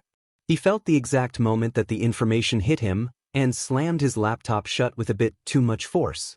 He scrambled backwards, the chair he was in tipping backwards and toppling him to the ground with a loud clatter. How could he have been so stupid? With the pressure of time travel and the disorienting change in pace, he forgot all about the League of Villains. How could he have forgotten that All for One was after his neck? He broadcasted his quirk to the principal with no disregard for how it would affect the timeline. What did this mean for All Might? What did this mean for him? All for One knows he exists, knows his new identity, knows his new appearance. He's not safe at UA. The clamor must have attracted attention, because he heard his front door open and footsteps rush back towards his room. The door opened and revealed not Aizawa as he expected, almost hoped, but Nana. She had a worried look on her face and had clearly rushed to the boys' side of the dorm in a hurry given her disheveled appearance and the soot covering her coveralls and face.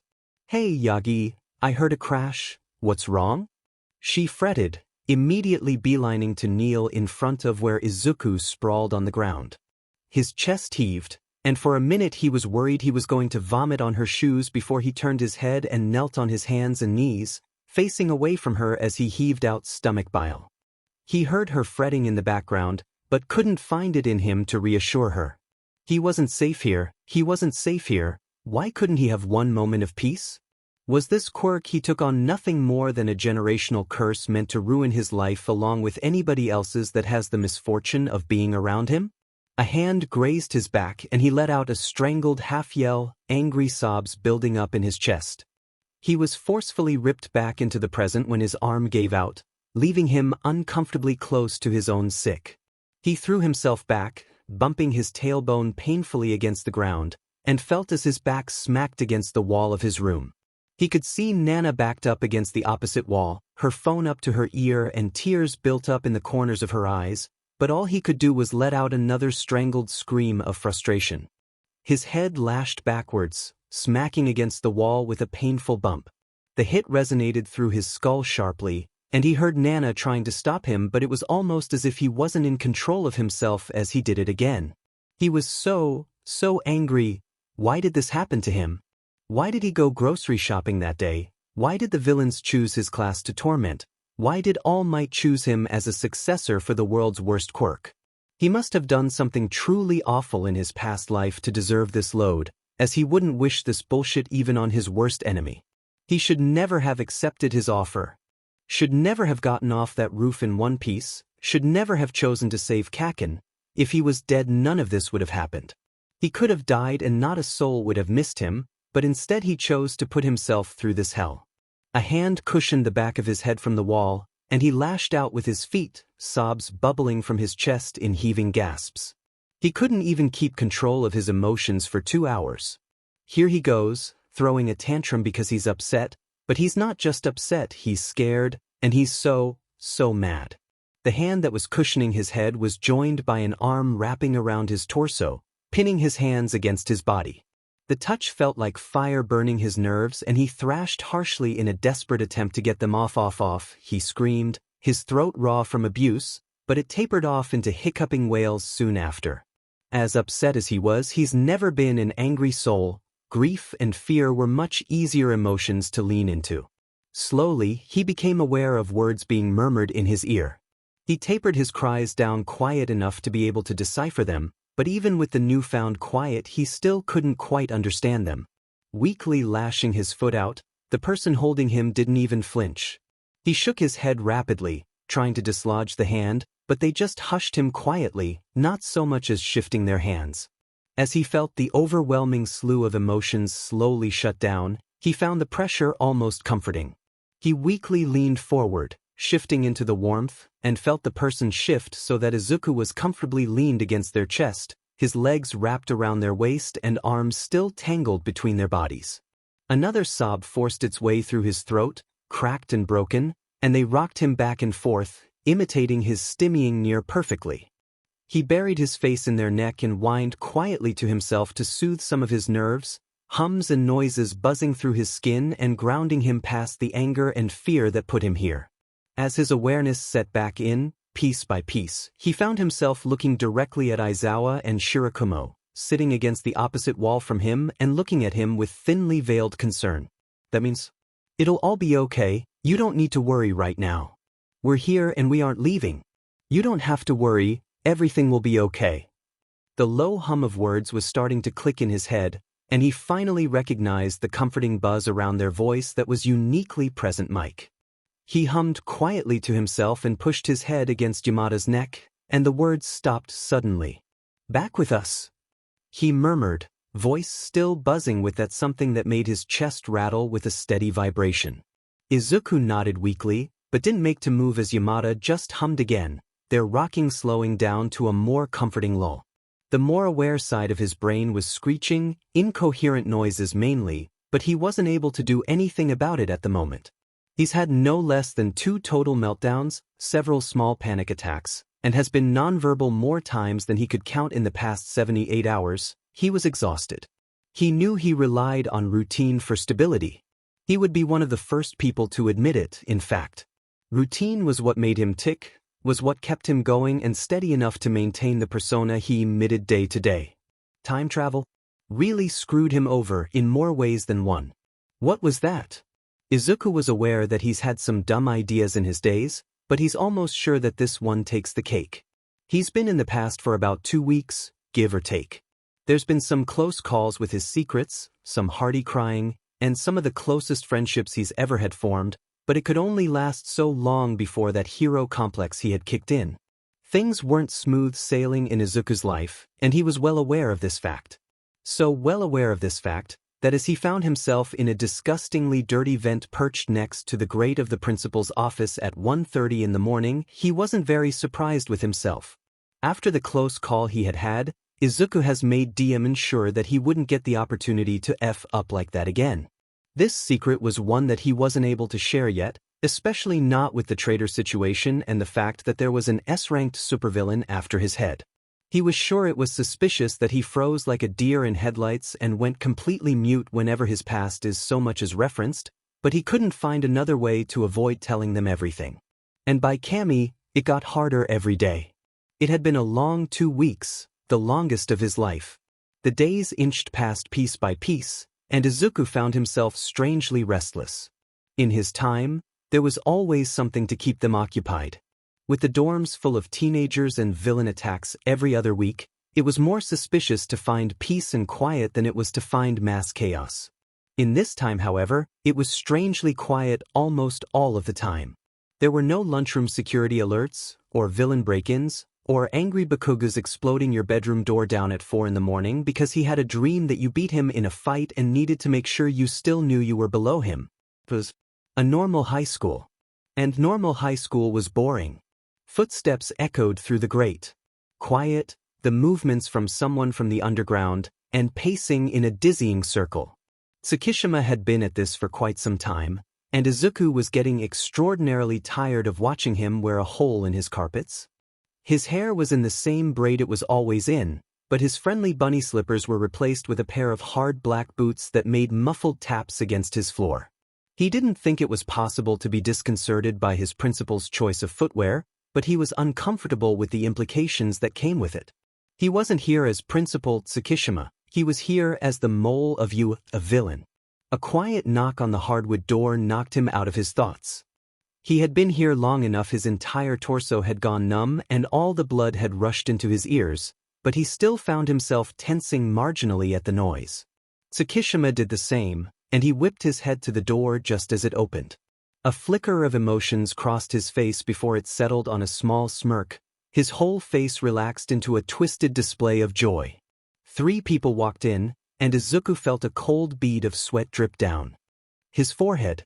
The first was the woman whose Quirk changed his appearance the first day he was here. He would curse himself out later for not being more nosy about their meeting after he and Nedu had left, but there wasn't much time to dwell on his oblivion as he became painfully aware of the presence of the second individual. All for one, 15 years younger and without the scars stretching across his face, was standing less than 10 feet away from him. A small child was huddled by his side, his head tucked into the hem of his suit jacket, and after a second Izuku realized with a pang of something in his chest that this was the much younger version of Shigaraki, a nervous expression on his face as he stared around the room. Tsukishima, all for one, drawled. His voice was smooth and made Izuku's chest tighten marginally. This was the man who wanted his Quirk, his body for himself, who was actively trying to kidnap him to do unimaginable things and who had an unknown array of quirks with completely unknown functions. This was the dumbest thing he's ever done. Sensei, Tsukishima murmured, bowing deeply as the villain approached him. All for one glanced around the office and let out a distasteful hum, before nudging the top of Tsukishima's head as a signal to stand. Your office is eclectic. All for one said. His voice wasn't loud, but even still it echoed uncomfortably in Izuku's head and held a weight to it that almost physically pressed him down. He understood, in a demented way, how he gained the following he has. Tsukishima's expression faltered, before he plastered it back on quickly and responded. It helps with appearances, does it not? How can the principal who lives in his office and dedicates everything to the school possibly be a traitor? All for one hummed. If you're sure you're not going soft on me, then I see no problems. Of course not, Tsukishima said indignantly. I'm willing to bring you the boy's head on a plate if that's what it takes. There's nothing soft about me, sir. All for one laughed sharply, a fake, grating sound, before nudging Shigaraki out from behind him. Very well. I would like you to meet my successor, Shigaraki Tamura. I brought him along so he could hear some of the information that you have for us. I would very much like for him to have a part in the retrieval of the boy's quirk. Tsukishima nodded, his expression not so much as twitching as he glanced at the boy. Of course not, he said quickly, bowing towards the young boy. Shigaraki immediately turned bright red and tucked his face behind All for One's jacket again, but the man simply gave Shigaraki a none-too-gentle push back to get him to stand tall. The woman stepped forward, a small smile on her face. It wasn't like the smile she gave Izuku, instead it was more of a grimace. Tsukishima, I want us to get this meeting started. I would prefer to leave this building in one piece. I don't trust your staff not to catch on and raid this office. The sooner the better, in my opinion. All for One said nothing on her demand, and Tsukishima took that as his cue to hurry behind his desk, sitting in his chair and gathering some papers in front of him. All for One chose to remain standing, but as the woman sat down in one of the more regular chairs in front of the desk, Shigaraki took it as his cue to scurry over to a beanbag chair slightly to the side of the desk, an almost invisible smile on his face, already cracked and dried from his quirk. All for One glanced at him with distaste, but didn't say anything on it, and Shigaraki's smile widened fractionally as he cozied himself into the seat. Izuku wondered morbidly if this was the first time he'd had the chance to feel such simple pleasures. The meeting wasn't obscenely long, but it was long enough that Izuku had pins and needles in his entire body as he laid in the same position, his breathing shallow as he inhaled dust on every other breath.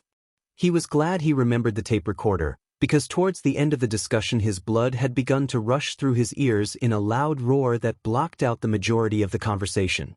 After an uncertain amount of time, the woman and Tsukishima finally stood up, silently prompting Shigaraki to do the same and scurry back to All for One's side. Tsukishima strode over to the door to open it for the other three, before he paused at the entryway. He glanced around the room, eyes lingering in certain spots with a pinched expression, before he finally exited the room after them and closed the door behind him. Izuku let out a near-silent breath of relief, and immediately started moving through the vents once more. He was as quiet as he could be, but it was difficult with the metal rocking slightly under his weight, wobbling with a loud, echoing noise. Finally, though, he reached the vent above the 1A classroom, somewhere he knew he could drop down unseen and escape back to the dorm rooms. His escape was pleasantly easy compared to his getting into the vents, and he was able to move through the remaining halls quietly using the training he remembered from Aizawa-sensei's classes, making it safely into the night breeze. When he finally got back to the dorms, he dropped the tape recorder into his desk drawer before beelining towards his bathroom to take a shower. He would handle everything in the morning. He was almost positive that Nedu had sensors and cameras in his classroom, but he refused to think on the topic before he was in bed, clean and away from the exposing night air. His dreams consisted of twisted scars and a familiar hand reaching for his face, but it was a part of the job. He was handling it fine. Nedu pulled him aside the next morning before homeroom, as he had expected. He had expected the questioning stare, the folded paws resting on his desk to make him feel more approachable. What he had not expected was the following conversation. "Your friends are worried about you," he hummed, his face twisted with a foreign emotion Izuku couldn't place. Izuku paused, the explanation he came up with the night before dying on his tongue at the unexpected topic. "They're too worried about me?" "Very much so," he said, tilting his head a bit. "They came to me last night, Aizawa specifically. Though he said the others told him they were worried and volunteered him as their spokesperson, he was clearly concerned. He had gone looking for you last night and couldn't find you in your dorm. He mentioned how you've been strange and jumpy around certain topics related to your past. Imagine my surprise when not an hour after he left, I received a notification that there was a break-in to my classroom. Izuku felt a blush creep up his neck at the backhanded comment, but didn't say anything yet. Nedu clearly wasn't finished. I wondered to myself, why would he not come to me? Why would he be in the classroom at near 2:30 in the morning and come in through the vents nonetheless? It took me a while to trace the beginning of your strange behavior to our second lesson, but I do feel as though I'm on the right track now. He leaned forward, his eyes glinting strangely. So tell me, Izu, why are you spying on the principal of UA? Izuku winced as he hit the nail directly on the head and curled his arms protectively around his torso. How embarrassing, he hadn't even gotten the opportunity to defend himself before he was discovered. He knew that Nedu wasn't the smartest mammal in Japan for no reason, but the fact his friends were so observant and that Aizawa came by the previous night must have just been bad luck. There was no way they cared that deeply about him that they would pick up on small things like that. After a moment's pause as Izuku desperately tried to get some semblance of control in the conversation, Nedu sighed lightly and leaned back again. I can't help you unless you tell me what's wrong, but tell me this at least, are you in danger? Izuku paused. Was he in danger? Very much so. Would Nedu believe him, the random child who came from 15 years in the future, who nobody knew the past of, over his boss whose he's worked under for presumably a long period of time and undoubtedly trusts? Very much not. You won't believe me, he settled on, forcing his eyes up from the floor to look at Nedu. His office felt stiflingly hot, despite the fact he tended to keep it on the cooler side because of his fur. Nezu's expression twitched. You'll find I'm very easily persuaded to believe, especially when it is the truth that is being told. Izuku just shook his head weakly, turning his head down back to the tiles. Nedu sighed again, heavier and more resigned. Very well. I trust you to come to me if things get any worse. There will be consequences if you don't, he warned. Izuku winced again, but didn't say anything further. Nedu stood, heading over to his door to hold it open for Izuku. He stood shakily, but before he could exit the door a paw on his arm stopped him. Izuku looked down, surprised, and saw Nedu with one of the most serious looks he's ever seen across his face. You're not alone here. You may feel like an outsider, but you have people to trust in these new and confusing times. Don't hesitate to reach out to them. Izuku blinked at him for a moment, surprise tying his tongue in a thick knot. He finally smiled at him, the smile that Deku had been known for and the smile Quantum had yet to show, and nodded quietly before turning and walking to the classroom. They can't know the truth. Lately I have been working on updating and revising old chapters for this FIC. The writing was sloppy since I was really just writing it for myself, but now that this FIC has actually picked up a bit of traction, I'm cleaning it up and making it more concise. There are multiple minor details being changed and several major details being fixed, so I do recommend going back and rereading them as I update. Right now I have up through 4 posted. The other chapters are revised and will be updated within the next day or so.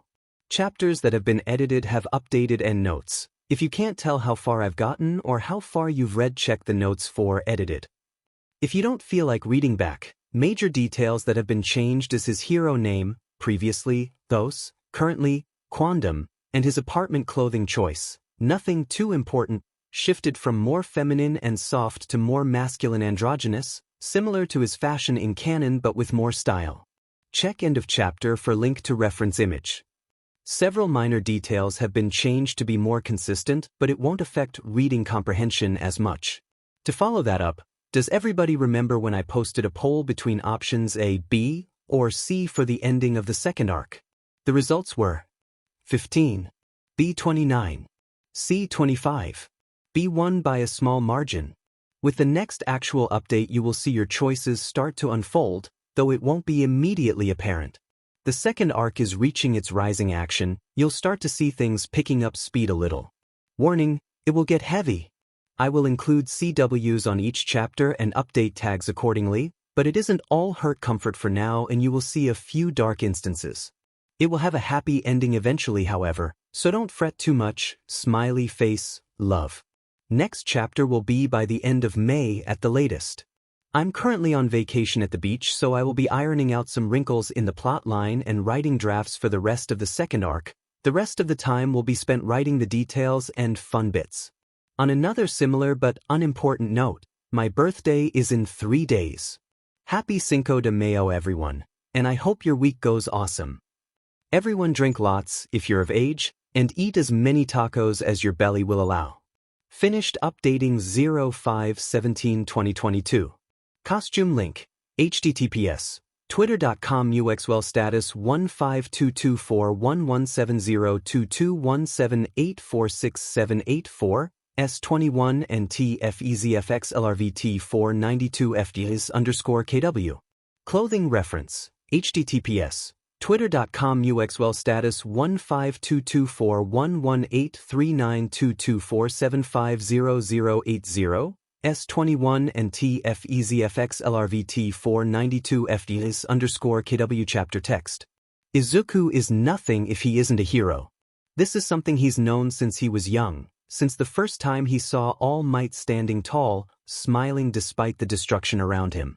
Since he saw him saving not only their bodies but their minds, giving Japan something to see as their protector. The symbol of peace, he's known since that day that was who he was meant to be. Someone like him, to give people hope and safety just by being there. He would save the people on the bottom of society's foot, who everybody else overlooked and scoffed at. He would save those with and without quirks, with weak or with villainous, with mutated or with incompatible. He would be the hope in the darkest, most run-down corners of Japan. There were a few basic facts he knew for certain in this world. He is nothing if he is not a hero, and a hero is nothing if they do not protect. He is 15, gangly legs and clumsy steps, voice cracks and emotions too big for his body. He is 15, and he has seen the worst of the worst through every step of his life. He's the only person in his class to have been through what he has been through, who has seen dozens upon dozens of villains and known that unless you did something, someone would die. Who has fought a renowned serial killer with nothing but sheer determination backing him up, the body of his friend at his feet, and a hero he can't tell if is alive or dead less than a meter away. Who has seen his life flash before his eyes and known that if this was the final fight, at least he would have saved one person. They haven't seen what he's seen, they haven't felt what he's felt. It was shown by the horror on their faces when they see his scars, by the flinch in their step when he mentions something offhandedly. They don't deserve to know, to have their peace tainted, their image of him changed. He is truly alone in this time, and he knows it well. He isn't upset by this fact, or bitter about being left without his original class that knows his trauma as well as their own. He understands. What he doesn't understand is why they won't accept this. He's grown complacent in his time in the past. The smile he used to wear as well as the shirt on his back fits like an old glove, too tight and cramped in the wrong places. He's forgotten how to smile even if the world is falling apart. He laughs and feels more genuinely happy than he has since the moment he entered that doctor's office over a decade ago, but it came at the cost of his only defense. Aizawa looks at him when he thinks he isn't paying attention. His face is as blank as he remembered it ever being, as some things never change, but he knows he's worried. Yamada has become a second skin to Izuku. Since that day he had his meltdown in his room, Yamada has grown more attached than he remembers anyone ever being to him. He bumps knees with him during lunch, he brushes his fingers along his back after training, he fashions his hair back from his eyes every day before practice. He holds his hand at the USJ and he presses himself against Izuku's back when they idle on campus. It's strange, but still comforting in a way he doesn't know how to identify. His touch burns like fire, but it leaves him warm for hours afterwards in a way that he finds nearly impossible to replicate. Shirakumo, however, is easily the most open with his concern. Whereas Aizawa and Yamada have made themselves a pillar in his life, a place to fall back on if he crumbles, Shirakumo has made himself a frontline soldier in the battle where he doesn't know heads from tails. He questions him relentlessly, hoping for a slip-up and a small piece of information to help him on his crusade, and watches him with a hawk's eye for anything that could give away clues. Izuku loves his friend dearly, but it does make this whole, lone soldier, shtick much harder. Shirakumo is loud and with a crude sense of humor, but he is observant, and he loves his friends more than anything in this world. He knows minimal about Izuku's battle, but he knows that he would go up to bat in a heartbeat. He just needs to know where he's swinging. He sees them fighting to be let in, but he is nothing if he can't save them from this. This isn't about his strange origins, about the starburst scars littering his back, about the strange recognition he has of all of them. This is more than any of that. If they knew, if they fought by his side, he can't watch his friends die. So when Aizawa brushes against his shoulder, an almost pleading look in his eyes, and when Shirakumo presses his hands against Izuku's cheeks with trembling fingers, he can do nothing other than look away and tell himself it's for the best. He'll save them, even if they don't know they're being saved. It's what a hero does. Hey guys. Been a while, huh? Well, I'm sure some of you saw this coming, but I have officially decided to abandon this FIC. It sucks because I did have so many ideas for it, but I just don't have the motivation to write it, and even if I did, the quality wouldn't be up to my standards. It doesn't spark joy anymore. 3. I am willing to relinquish rights of this FIC to a fellow author if someone would like to pick it up where I've left it. I can even send you what I was going to do to wrap up this arc. If nobody wants to pick it up, I can post the ending of this arc or answer any questions you have so it isn't left on a total cliffhanger. Loudly crying face. I can't even begin to express how thankful I am for all of you. Every single one of you means so much to me. Thank you for supporting me and being patient with me while I figure out what it is I want to do. I might be posting future fics in different fandoms, and I'm planning on writing an original novel at some point, so if you like my writing style or want to follow for any updates, give me a follow. Thanks again guys and have an awesome day. Love.